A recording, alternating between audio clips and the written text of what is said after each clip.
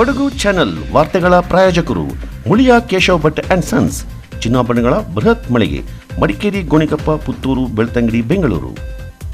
ಹೋಮ್ಸ್ಕೇಪ್ furnitures, ಕೊಡಗಿಗೆ ಸಮೀಪದ ವಿಶಾಲವಾದ ಮಳಿಗೆ, ಪಯ್ಯಾವೂರ್, ಕೇರಳ.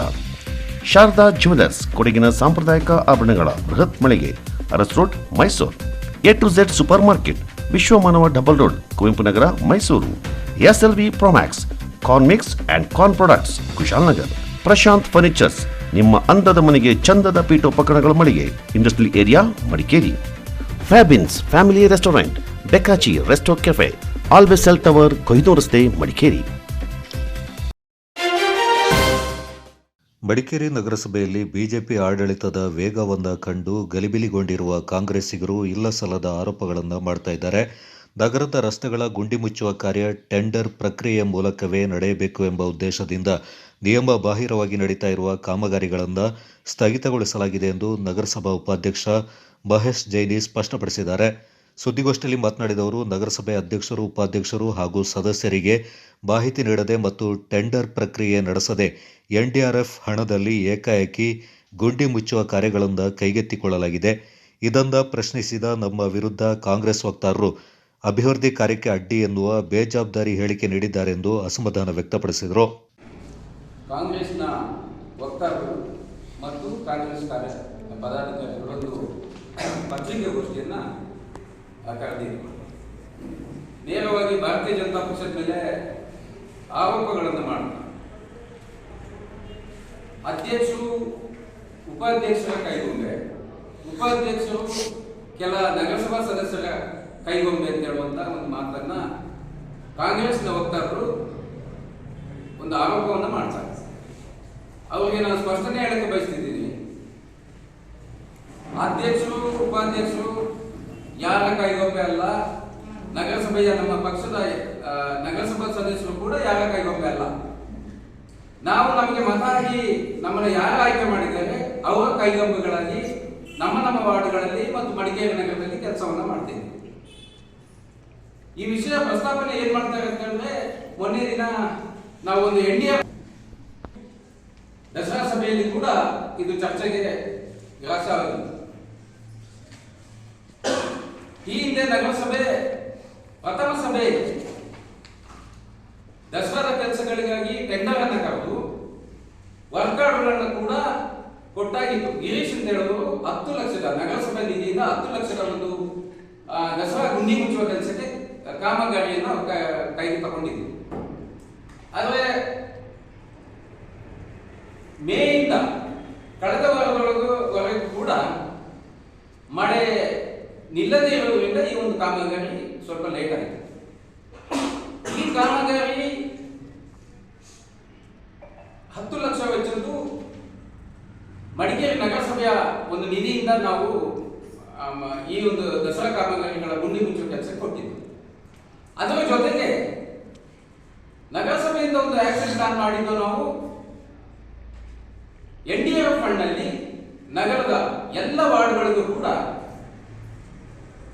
ನಾವು ಗುಂಡಿ ಮುಚ್ಚುವ ಕೆಲಸ ಮತ್ತು ಎಲ್ಲಿ ಅಗತ್ಯ ಇದೆ ಅಲ್ಲಿ ರಸ್ತೆ ನಿರ್ಮಾಣ ಕೆಲಸ ಆಗಬೇಕು ಅಂತ ಹೇಳಿ ಒಂದು ಆಕ್ಷನ್ ಪ್ಲಾನ್ ಮಾಡಿದ್ದು. ಅದರ ಒಂದು ಇದನ್ನು ನಿಮಗೆ ಕೊಡ್ತೀನಿ. ಆದರೆ ಏಕಾಏಕಿಯಾಗಿ ಕಾಂಗ್ರೆಸ್ ನಾಯಕರು ಅವರ ಚಾಲಕನ ಹೆಸರಿಗೆ ಈ ಎಲ್ಲ ಕಾಮಗಾರಿಗಳನ್ನು ತಗೊಂಡು ನಗರಸಭೆ ಅಧ್ಯಕ್ಷರಿಗೆ, ಉಪಾಧ್ಯಕ್ಷರಿಗೆ, ನಗರಸಭಾ ಸದಸ್ಯರಿಗೆ ಮಾಹಿತಿಯನ್ನ ನೀಡದೆ ಕೆಲಸವನ್ನ ಆರಂಭಿಸಿದ್ದಾರೆ. ಯಾವುದೇ ಟೆಂಡರ್ ಪ್ರಕ್ರಿಯೆ ಕೂಡ ನಡೆದಿಲ್ಲ. ಇದನ್ನ ಪ್ರಶ್ನೆ ಮಾಡಿದ್ದ ಅಧ್ಯಕ್ಷರು, ಉಪಾಧ್ಯಕ್ಷರು ಮತ್ತು ನಗರಸಭಾ ಸದಸ್ಯರ ಮೇಲೆ ಇವರಿಗೆ ಬೇಕಾದವರಿಗೆ ಟೆಂಡರ್ ಕೊಟ್ಟಿಲ್ಲ ಅಂತ ಹೇಳಿ ಇವರು ಕೆಲಸಕ್ಕೆ ಅಡ್ಡಿ ಮಾಡ್ತಿದ್ದಾರೆ ಅಂತ ಹೇಳುವಂತ ಒಂದು ಬೇಜವಾಬ್ದಾರಿ ಹೇಳಿಕೆಯನ್ನ ಕೊಡಗು ಜಿಲ್ಲಾ ಕಾಂಗ್ರೆಸ್ನ ವಕ್ತಾರರು ನೀಡಿದ್ದಾರೆ. ಯಾವ ಮಾನಸಿಕತೆಯಲ್ಲಿದ್ದಾರೆ ಇವರು? ಪಾರದರ್ಶಕವಾಗಿ ಕೆಲಸ ಆಗಬೇಕು, ಆ ಮೂಲಕ ಮಡಿಕೇರಿ ನಗರದ ಪ್ರತಿ ವಾರ್ಡ್ಗಳಲ್ಲೂ ಕೂಡ ರಸ್ತೆ ಕಾಮಗಾರಿ, ಗುಂಡಿ ಮುಚ್ಚುವ ಕೆಲಸಗಳು ಆಗಬೇಕು ಅಂತ ಹೇಳೋದು ಹಿತದೃಷ್ಟಿಯಲ್ಲಿ ನಾವು ಇದನ್ನ ಒಬ್ಬ ಟೆಂಡರ್ ಮೂಲಕ ಆಗಬೇಕು ಅಂತ ಹೇಳುವಂತ ನಿಟ್ಟಿನಲ್ಲಿ ನಾವು ಹೇಳಿದ್ರೆ ಅದಕ್ಕೆ ಬೇರೆ ತರಹದ ಬಣ್ಣ ಕಟ್ಟುವಂತ ಕೆಲಸವನ್ನ ಕಾಂಗ್ರೆಸ್ ವಕ್ತಾರರು ಮಾಡಿದ್ದಾರೆ. ಇವತ್ತು ಒಂದು 15ರಿಂದ 20 ಜನ ಗುತ್ತಿಗೆದಾರರು ಬಂದು ಒಂದು ಮನವಿಯನ್ನು ಕೊಡ್ತಾರೆ. ಪೌರಾಯುಕ್ತರ ಹೆಸರಿನಲ್ಲಿ ಕೊಡ್ತಾರೆ. ಒಟ್ಟು 43 ಲಕ್ಷಗಳ NDRF ಫಂಡ್ ಅನ್ನ ಟೆಂಡರ್ ಕರೆಯದೆ ಒಬ್ಬ ಗುತ್ತಿಗೆದಾರರಿಗೆ ನೀಡಿದ್ದಾರೆ. ಇದರ ಬಗ್ಗೆ ನೀವು ಮಾಹಿತಿಯನ್ನು ಕೊಡಬೇಕು ಅಂತ ಕಮಿಷನರ್ ಯಾವಾಗ ಹೇಳ್ತಾರೆ. ಇದರಿಂದ ನಮ್ಮ ಅಧ್ಯಕ್ಷರು ಇದು ಟೆಂಡರ್ ಮೂಲಕ ನಡೀಲಿ ಅಂತೇಳಿ ಎಲ್ಲರೂ ಅದರಲ್ಲಿ ಪಾರ್ಟಿಸಿಪೇಟ್ ಮಾಡ್ಬೋದು, ಯಾರು ಅದಕ್ಕೆ ಅರ್ಹರಿದ್ದಾರೆ ಅವ್ರು ಪಡಿಬೋದು ಅಂತ ಹೇಳುವ ನಿಟ್ಟಿನಲ್ಲಿ ಈ ಒಂದು ಲೆಟರ್ನ ಆಧಾರದಲ್ಲಿ, ಈ ಒಂದು ಮನವಿ ಆಧಾರದಲ್ಲಿ ಆ ಕೆಲಸವನ್ನು ತಡೆ ಹಿಡಿ ಅಂತ ಹೇಳಿದ್ದಾರೆ. ಇದು ತಪ್ಪ? ಪಾರದರ್ಶಕವಾಗಿ ಒಂದು ಕೆಲಸ ಆಗಬೇಕು ಅಂತ ಹೇಳೋದು ತಪ್ಪ? ನಾವು ನಮ್ಮ ಪ್ಲಾನ್ ಪ್ರಕಾರ ಮಡಿಕೇರಿ 23 ವಾರ್ಡ್ಗಳಲ್ಲಿ ಕೂಡ ಈ ಕೆಲಸ ಇದು ದಸರಾ ಟೆಂಡರ್ ಆದರೆ ದಸರಾದೊಳಗೆ ನಡೀತಿದೆ. ಇವು ನೇರವಾಗಿ ಈ ಒಂದು ಹಣವನ್ನ ಒಬ್ಬ ವ್ಯಕ್ತಿಗೆ ಕೊಡೋದ್ರ ಮೂಲಕ ಎಲ್ಲೋ ಪ್ರಭಾವ ಬಳಸಿ ಕೇಂದ್ರ ಸರ್ಕಾರದ NDRF ಫಂಡ್ ಅನ್ನ ಒಬ್ಬ ಪಕ್ಷದ ಕಾರ್ಯಕರ್ತನಿಗೆ ಕೊಡುವುದಾದ್ರೆ ಗುತ್ತಿಗೆದಾರರು ಮಾಡಿದ ಆ ಮನವಿಗೆ ಅರ್ಥ ಇದೆ ಅಲ್ಲ. ಇದನ್ನ ಮಾಡಬೇಕು ಅಂತ ನಾವು ಹೇಳಿದ್ರೆ ನಮ್ಮ ಮೇಲೆ ಆರೋಪಗಳನ್ನ ಮಾಡ್ತಾರೆ. ಮಳೆ ಬಿಟ್ಟೇ ಇರಲಿಲ್ಲ, ನಿಮ್ಗೆಲ್ಲರಿಗೂ ಗೊತ್ತಿದೆ. ನಿನ್ನೆ ಕೂಡ ಮಳೆಯಲ್ಲೇ ಕೆಲಸವನ್ನ ಮಾಡಿದ್ದಾರೆ. ಆದ್ರೆ ಅನಿವಾರ್ಯ, ದಸರಾ ಬಂದಿದೆ, ಅದು ಆ ದೃಷ್ಟಿಯಿಂದ ಕೆಲಸಗಳಾಗಿದೆ, ಇವತ್ತು ಕೂಡ ಆಗ್ತಿದೆ. ನಾವು ತಡೆ ಹಿಡಿದ ಮೇಲೆ ಕೂಡ ಇವತ್ತು ಕುಂದ್ರಮಠ ದೇವಾಲಯದ ಬಳಿ ನಾವು ಯಾರನ್ನ ತಡೆ ಹಿಡಿದಿದ್ದೋ ಅವರೇ ಇವತ್ತು ಕೆಲಸವನ್ನ ಪ್ರಾರಂಭ ಮಾಡಿದ್ದಾರೆ. ಇದಕ್ಕೆ ಯಾರ ಕುಮ್ಮಕ್ಕಿದೆ? ಇನ್ನು ಅವರು ಬಹಿರಂಗಪಡಿಸಬೇಕು. ಯಾರು ಆಮಿಷಕ್ಕೊಳಗಾಗಿದ್ದಾರೆ, ಯಾವ ಕೆಲಸ ತಗೊಂಡಿದ್ದಾರೆ, ಅವರ ಆಮಿಷಕ್ಕೊಳಗಾಗಿ ನಿನ್ನೆ ಪತ್ರಿಕಾಗೋಷ್ಠಿಯನ್ನು ನಡೆಸಿದ್ದಾರೆ. ಈ ಪತ್ರಿಕಾಗೋಷ್ಠಿಯ ಹಿಂದೆ ಯಾವ ಒಬ್ಬ ಗುತ್ತಿಗೆದಾರನ ಪ್ರಭಾವ ಇದೆ. ಈ ಪ್ರಭಾವದಿಂದಾಗಿ ಒಂದು ಕೆಲಸವನ್ನ ಇವತ್ತು ಪ್ರಾರಂಭ ಮಾಡಿದ್ದಾರೆ. ಇದಕ್ಕೆ ನಾವು ಮಾಡ್ತೀವಿ. ನಗರಸಭಾ ಸದಸ್ಯ ಹಾಗೂ ನಗರ ಬಿಜೆಪಿ ಅಧ್ಯಕ್ಷ ಉಮೇಶ್ ಸುಬ್ರಹ್ಮಣಿ ಮಾತನಾಡಿ, ಕಾಂಗ್ರೆಸ್ನಲ್ಲಿ ನೆಲೆ ಇಲ್ಲದವರು ವಿನಾಕಾರಣ ಬಿಜೆಪಿ ವಿರುದ್ಧ ಹುಳುಕಂದ ಕಂಡುಹಿಡಿತಾ ಇದ್ದಾರೆಂದು ಆರೋಪಿಸಿದರು. ನನ್ನ ಉಮೇಶ್ ಸುಬ್ರಹ್ಮಣಿ ಅವರ ನನ್ನ ಹೆಸರು ಉಲ್ಲೇಖ ಮಾಡಿ ನನ್ನ ಮೇಲೆ ಒಂದು ಆರೋಪ ಮಾಡಿದ್ದಾರೆ. ಯಾವುದೋ ಒಂದು ಅಗ್ರಿಮೆಂಟಿಗೆ ನಾನು ವಿಟ್ನೆಸ್ ಹಾಕಿದೆ ಅಂತ. ವಿಟ್ನೆಸ್ ಹಾಕಿದ್ದು ಸತ್ಯ. ಹಳೆ ಅಗ್ರಿಮೆಂಟ್ ಯಾವುದಕ್ಕೂ ಯಾವ ಅಗ್ರಿಮೆಂಟಿಗೆ ವಿಟ್ನೆಸ್ ಹಾಕಬೇಕು, ನಾನು ಸುಮಾರು ವಿಟ್ನೆಸ್ ಹಾಕಿದ್ದೀನಿ. ಸುಮಾರು ಅಗ್ರಿಮೆಂಟ್ಗಳಿಗೆ ನಮ್ಮ ಸ್ನೇಹಿತರಿಗೆ ಯಾವ್ದಾದ್ರು ಅಗ್ರಿಮೆಂಟ್ ಒಂದು ಸಹಿ ಹಾಕಿದ್ರೆ ಹಾಕಿರ್ತೀವಿ. ಅಗ್ರಿಮೆಂಟ್ ಮಾಡಬೇಕು ಸಾಧಾರಣ ವಿಟ್ನೆಸ್ ಬೇಕು. ಆ ವಿಟ್ನೆಸ್ ಹಾಕಿದ ಕಟ್ಟಡಗಳೆಲ್ಲ ನಮ್ಮದು ಅಂತ ಹೇಳಿ ನಾನು ಸುಮಾರು ಕಟ್ಟಡಗಳಿರ್ಬೇಕು ಮಡಿಕೇರಿ ನಗರದಲ್ಲಿ. ಅದೇ ರೀತಿ ಮತ್ತೆ ಇವರು ತಣ್ಣೀರ ಮೈದಾನ ಕೇಳ್ಬಿಟ್ಟು ನಾನು ಇದು ಹಾಕ್ಬೇಕು, ಎಲ್ಲಿ ಸೈನ್ ಹಾಕ್ಬೇಕು ಅಂತ ಹೇಳೋದಿಲ್ಲ. ನಾನೇನು ಅವರ ಇದರಲ್ಲಿ ಮಾಡ್ತಾ ಇಲ್ಲ. ತಣ್ಣೀರ ಮೈದಾನ ಹಿನ್ನೆಲೆಯನ್ನು ನನ್ನ ಹಿನ್ನೆಲೆಯನ್ನು ಅಂತ ತಿಳ್ಕೊಳ್ಬೇಕು. ತಣ್ಣೀರ ಮೈದಾನ ಅವ್ರು ಹೇಳ್ತಾರೆ, ಅವರು ಯಾವುದೋ ಒಂದು ಇದಕ್ಕೆ ಉದಾಹರಣೆಗೆ ನಮ್ಮ ಮನಮಂಜುನಾಥ ನಗರ ಬಿಜೆಪಿ ಅಧ್ಯಕ್ಷರಾಗಿದ್ದು ಅವ್ರು ಯಾವುದೋ ಅಗ್ರಿಮೆಂಟ್ ಮಾಡ್ಬೇಕು, ನಾನು ಅಲ್ಲೇ ಇದ್ದಾಗ ಹೇಳಿದ್ರು ಒಂದು ಅಗ್ರಿಮೆಂಟ್ ಆಯ್ತು, ಸೈನ್ ಹಾಕಿದ್ದ. ನಾನು ಅದಕ್ಕೆ ವಿಟ್ನೆಸ್ ಆಗಿ ಹಂಗೆ ಸಬ್ ರಿಜಿಸ್ಟರ್ ಆಫೀಸಲ್ಲಿ ಯಾರೋ ವಿಟ್ನೆಸ್ ಹಾಕ್ತೀನಿ ಸ್ನೇಹಿತರು, ಹಂಗೆ ಹಾಕಿದ್ವಿ. ಅದು ಪುನಃ ಅವರು ಹೇಳಿದ್ರು ಒಂದು ವಾರ ಆದಮೇಲೆ ನಾನು ಅದು ಅಗ್ರಿಮೆಂಟ್ ಇವಾಗ ಅಗ್ರಿಮೆಂಟ್ ಕ್ಯಾನ್ಸಲ್ ಆಯ್ತು ಅಂತ. ಇದು ಯಾವುದೋ ಒಂದು ಹಳೆ ಅಗ್ರಿಮೆಂಟ್ ಇಟ್ಕೊಂಡು ತಣ್ಣೀರ ಮೈನವರು ರಾಜಕೀಯದಲ್ಲಿ ಹತಾಶರಾಗಿ ಯಾವುದೇ ಒಂದು ನೆಲೆ ಇಲ್ಲದೆ ಕಾಂಗ್ರೆಸ್ನಲ್ಲಿ ಸಹ ಯಾವುದೋ ನಮ್ಮಲ್ಲಿ ಯಾವುದೋ ಹುಟ್ಟುಗಳನ್ನ ಹುಡ್ಕೊಂಡು ಬರ್ತಿದ್ದಾರೆ. ಮೇನ್ ಏನು ಅಂತ ಹೇಳಿದ್ರೆ ಅವರಿಗೆ ಕಳೆದ ಯಾವುದೋ ಈಗ ಮಡಿಕೇರಿ ನಗರದಲ್ಲಿ ಇವೆಲ್ಲ ಇರ್ಬೋದು, ಒಂದು ಗ್ಲಾಸ್ ಬ್ರಿಡ್ಜ್ ಬಗ್ಗೆ ತುಂಬ ಚರ್ಚೆ ಇತ್ತು. ನಗರಸಭೆಯಲ್ಲಿ ನಾವು ಚರ್ಚೆ ಮಾಡಬೇಕು ಸಹ ಏಕಾಏಕಿ ಕಾಂಗ್ರೆಸ್ನ ಎಲ್ಲರೂ ಸಹ ಅದ್ರ ಬಗ್ಗೆ ಚರ್ಚೆನೇ ಮಾಡಬಹುದು ಅಂತ ಹೇಳೋ ಮಟ್ಟಿಗೆ ತಂದು ಅದೇ ಗ್ಲಾಸ್ ಬ್ರಿಡ್ಜ್ ಬಗ್ಗೆ ಶಾಸಕರ ಹೇಳಿಕೆ ಕೊಟ್ಟರು. ಅದು ಯಾವುದೇ ಕಾರಣಕ್ಕೂ ಮಡಿಕೇರಿನಲ್ಲಿ ಇದಾಗಲು ಅದಾದ ಮೇಲೆ ಒಂದೊಂದೇ ಇದ್ರು ನಮ್ಮ ಮೇಲೆ ಒಂದೊಂದೇ ಗೋಪಕರಿಸಕ್ಕೆ ಪ್ರಯತ್ನ ಪಡ್ತಾರೆ. ಅವರಿಗೆ ಸಂಬಂಧಪಟ್ಟ ಯಾವುದೋ ಒಂದು ವಾಟ್ಸಪ್ ಗ್ರೂಪ್ಗಳನ್ನು ಮಾಡ್ಕೊಳ್ತಾರೆ, ಅದರಲ್ಲಿ ಆರೋಪಗಳು ಮಾಡೋದು ಯಾವುದೋ ಅನಧಿಕೃತ ಕಟ್ಟಡ ಅಂತ. ಮಡಿಕೇರಿ ನಗರದಲ್ಲಿ ಇಷ್ಟು ವರ್ಷದಲ್ಲಿ ಎಷ್ಟು ಟೆಂಪ್ರರಿ ಶೆಡ್ಗಳಿದೆ, ಯಾವ ಶೆಡ್ಗಳು ಯಾವ ಸಮಯದಲ್ಲಾಗಿದೆ. ಈಗ ಮಡಿಕೇರಿ ನಗರದಲ್ಲಿ ಈಗ ಸಿಟಿ ಗಾನ ನಮ್ಮ ಮೇಲೆ ಯಾವ್ದು ಆರೋಪ ಮಾಡಿದ್ರು ಆ ಶೆಡ್ ಯಾವ ಇದರಲ್ಲಿ ಯಾವ್ದಾಗಿದೆ, ಅದರಿಂದ ಎಷ್ಟು ಯಾವ ರೀತಿ. ನಗರಸಭಾ ಅಧ್ಯಕ್ಷೆ ಪಿ ಕಲಾವತಿ ಮಾತನಾಡಿ, ನಿಯಮ ಬಾಹಿರ ಶೆಡ್ಗಳ ಕುರಿತು ಮುಂದಿನ ಸಭೆಯಲ್ಲಿ ಚರ್ಚಿಸಲಾಗುವುದೆಂದರು. ಸದಸ್ಯ ಅರುಣ್ ಶೆಟ್ಟಿ ಮಾತನಾಡಿ, ಶಾಸಕರ ಹೆಸರು ಹಾಳು ಮಾಡಲು ರೋಲ್ ಕಾಲ್ನಲ್ಲಿ ತೊಡಗಿರುವ ವ್ಯಕ್ತಿಗಳು ಮುಂದಿನ ನಗರಸಭಾ ಚುನಾವಣೆಯಲ್ಲಿ ಸ್ಪರ್ಧಿಸಿ ಸದಸ್ಯರಾಗಿ ಆಯ್ಕೆಯಾಗಿ ಬರಲೆಂದು ಸವಾಲು ಹಾಕಿದ್ರು. ಗೋಷ್ಠಿಯಲ್ಲಿ ಸದಸ್ಯೆ ಎಕೆ ಸಬಿತಾ ಹಾಗೂ ಬಿಜೆಪಿ ಉಪಾಧ್ಯಕ್ಷ ಮನು ಮಂಜುನಾಥ್ ಪಾಲ್ಗೊಂಡಿದ್ದರು. ಸರ್ಕಾರ ಸೂಚಿಸಿರುವ ನಿಯಮಗಳನ್ನು ಪಾಲನೆ ಮಾಡುವ ಜೊತೆಗೆ ಯಾವುದೇ ಅಪಘಾತ ಅಪಾಯಗಳಿಗೆ ಅವಕಾಶವಾಗದಂತೆ ನಾಡಹಬ್ಬ ಆಚರಣೆ ಮಾಡುವಂತೆ ಜಿಲ್ಲಾ ಪೊಲೀಸ್ ವರಿಷ್ಠಾಧಿಕಾರಿ ಕೆ ರಾಮರಾಜನ್ ಅವರು ಸೂಚನೆ ನೀಡಿದ್ದಾರೆ. ವರಿಷ್ಠಾಧಿಕಾರಿಗಳ ಕಚೇರಿಯಲ್ಲಿ ದಸರಾ ಮತ್ತು ದಶಮಂಟಪ ಸಮಿತಿ ಪದಾಧಿಕಾರಿಗಳ ಸಭೆಯಲ್ಲಿ ಪಾಲ್ಗೊಂಡು ನವರಾತ್ರಿಯ 10ನೇ ದಿನ ವಿಜಯದಶಮಿಯಿಂದ ದಸರಾ ಹಬ್ಬವಾಗಿ ಅಕ್ಟೋಬರ್ 2ರಂದು ಆಚರಣೆ ಮಾಡಲಾಗ್ತಾ ಇದೆ. ದಸರಾ ಮಂಟಪ ಮೆರವಣಿಗೆಯಿಂದ ವೀಕ್ಷಿಸಲು ಲಕ್ಷಾಂತರ ಸಂಖ್ಯೆಯಲ್ಲಿ ಜನರು ಮಡಿಕೇರಿ ನಗರಕ್ಕೆ ಆಗಮಿಸುತ್ತಾರೆ. ಭೌಗೋಳಿಕವಾಗಿ ಮಡಿಕೇರಿ ನಗರ ಎತ್ತರ ತಗ್ಗಿನಿಂದ ಕೂಡಿದ ಗುಡ್ಡಗಾಡು ಪ್ರದೇಶವಾಗಿದ್ದು, ನಗರದ ರಸ್ತೆಗಳು ಅತ್ಯಂತ ಕಿರಿದಾದ ಏಕಪಥ ರಸ್ತೆಗಳಾಗಿರುತ್ತವೆ.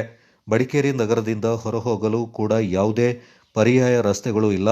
ಹಾಗಾಗಿ ದಶಮಂಟಪಗಳು ನಗರದ ಪ್ರಮುಖ ಏಕಪಥ ರಸ್ತೆಗಳಲ್ಲಿ ಹಾಗೂ ಜನವಸತಿ ಪ್ರದೇಶಗಳಲ್ಲಿ ಮೆರವಣಿಗೆಯಲ್ಲಿ ಸಾಗುವ ಸಮಯ ದಸರಾ ವೀಕ್ಷಣೆಗೆ ಬರುವ ಜನರ ಹಾಗೂ ಆ ಜನವಸತಿ ಪ್ರದೇಶಗಳಲ್ಲಿ ವಾಸ ಮಾಡುವ ಜನರ ಸುರಕ್ಷತೆಗೆ ಪ್ರಥಮ ಆದ್ಯತೆ ನೀಡಬೇಕಾಗಿರುವುದು ದಸರಾ ಆಯೋಜಕರ ಕರ್ತವ್ಯವಾಗಿರುತ್ತದೆ ಎಂದರು. ಮಡಿಕೇರಿ ದಸರಾ ಹಬ್ಬದ ಮೆರವಣಿಗೆಯ ವೀಕ್ಷಣೆಗಾಗಿ ಬರುವ ಸಾರ್ವಜನಿಕರ, ವಿಶೇಷವಾಗಿ ಹಿರಿಯ ನಾಗರಿಕರ, ಮಹಿಳೆಯರ ಹಾಗೂ ಮಕ್ಕಳ ಮತ್ತು ಮಡಿಕೇರಿ ನಗರದ ದಸರಾ ಮೆರವಣಿಗೆ ಸಾಗುವ ರಸ್ತೆಗಳಲ್ಲಿನ ಜನವಸತಿ ಪ್ರದೇಶಗಳಲ್ಲಿ ವಾಸ ಮಾಡುವ ಹಾಗೂ ಕೂಗಾಳತೆಯ ದೂರದಲ್ಲಿರುವ ಆಸ್ಪತ್ರೆಗಳಲ್ಲಿ ದಾಖಲಾಗಿರುವ ಗರ್ಭಿಣಿ ಸ್ತ್ರೀಯರು, ಹಿರಿಯರ ಸುರಕ್ಷತೆಯ ನಿಟ್ಟಿನಲ್ಲಿ ಮಡಿಕೇರಿ ದಸರಾ ಸಮಿತಿ ಹಾಗೂ ದಶಮಂಟಪ ಸಮಿತಿಯವರು ಕಡ್ಡಾಯವಾಗಿ ಸೂಚನೆಗಳನ್ನು ಪಾಲಿಸಬೇಕಾಗಿದೆ ಎಂದರು. ನಿಮ್ಮಿಂದ ನಾವು ಈ ವರ್ಷ ಏನ್ ಮಾಡ್ಕೊಂಡಿದ್ದೀರಿ ಅಂತನ್ನುವಂಥದ್ದನ್ನ ತಿಳ್ಕೊಳ್ಳಲಿಕ್ಕೆ ನಾವು ಉತ್ಸುಕರಾಗಿದ್ದೀವಿ. ನಂತರ ನಾವು ಈ ಒಂದು ತಯಾರಿಯ ವಿಚಾರದ ನಂತರ ನಾವು ಮುಂದಿನ ಮಾತುಕತೆಯನ್ನ ನಾವು ಮಾಡೋಣ. Thank you. ಮಂಟಪ ಬರ್ತಾ ಇತ್ತು, ಅವರಿಗೆ ಈ ಬಾರಿ ರಾಜದರ್ಶನ ಓಟಕ್ಕೆ ವ್ಯವಸ್ಥೆ ಮಾಡಿಕೊಟ್ಟಿದ್ವಿ.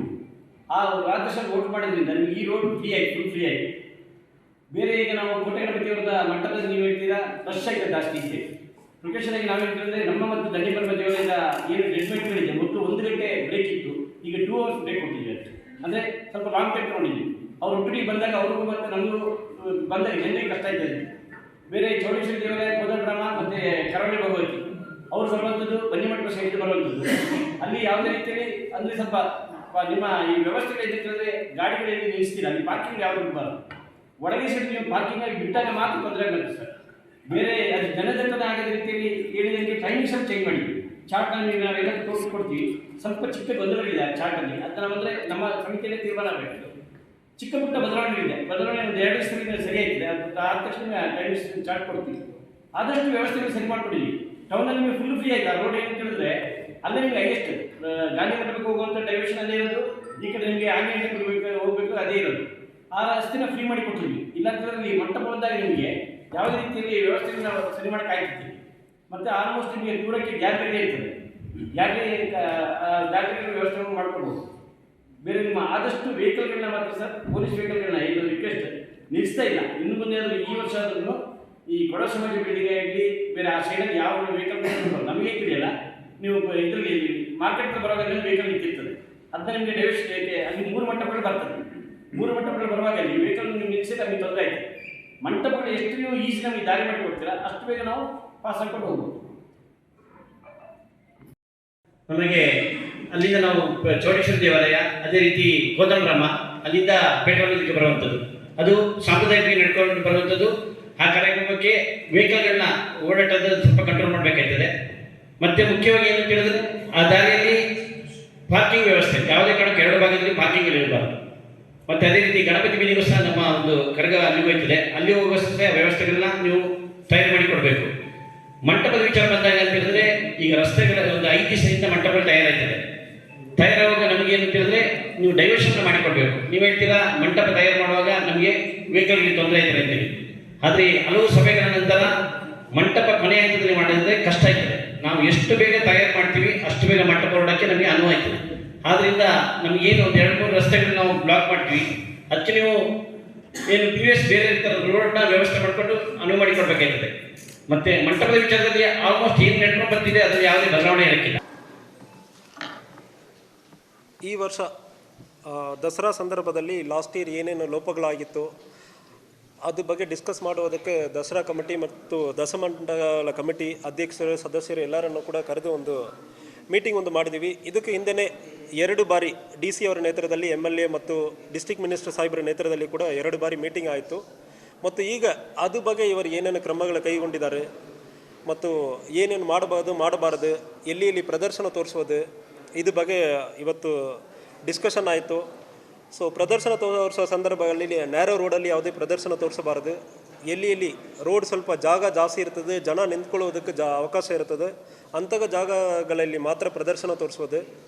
ಸ್ಟಾಂಪಿಡ್ ಆಗೋದು ಯಾವಾಗ ಅಂದರೆ ನ್ಯಾರೋ ರೋಡಲ್ಲಿ ಜಾಗ ಯಾವುದೂ ಇಲ್ಲದ ಸಂದರ್ಭದಲ್ಲಿ ಪ್ರದರ್ಶನ ತೋರಿಸುವಾಗ ಜಾಸ್ತಿ ಜನ ಬರುವ ಸಂದರ್ಭದಲ್ಲಿ ಸ್ಟಾಂಪಿಡ್ ಆಗೋದಕ್ಕೆ ಅವಕಾಶ ಇರ್ತದೆ. ಅದನ್ನು ಅವಾಯ್ಡ್ ಮಾಡಬೇಕಂದ್ರೆ ಇಲ್ಲಿ ಇವತ್ತು ಡಿಸ್ಕಷನ್ ಆಯಿತು. ಅದ್ರ ಜೊತೆಗೆ ಕೆಲವೊಂದು ಸೇಫ್ಟಿ ರೀತಿಯಲ್ಲಿ ಫೈರ್ ಕ್ರ್ಯಾಕರ್ಸ್ ಹಾಕೋದು ಮತ್ತು ಬೆಂಕಿ ಇದರಲ್ಲಿ ಹಾಕೋದು, ಕೆರೋಸಿನ್ ಹಾಕ್ಕೊಂಡು ಪಂಪ್ ಮಾಡಿಕೊಂಡು ಬೆಂಕಿ ಹಾಕೋದು ಮತ್ತು ಪೇಪರ್ ಬ್ಲೋಯರ್ಸ್ ಹಾಕಿ ತುಂಬ ಒಂದು ಕಸವನ್ನು ಬೀದಿ ಪೂರ್ತಿ ಹಾಕೋದು ಇದೆಲ್ಲ ಸ್ವಲ್ಪ ಅವಾಯ್ಡ್ ಮಾಡಬೇಕು.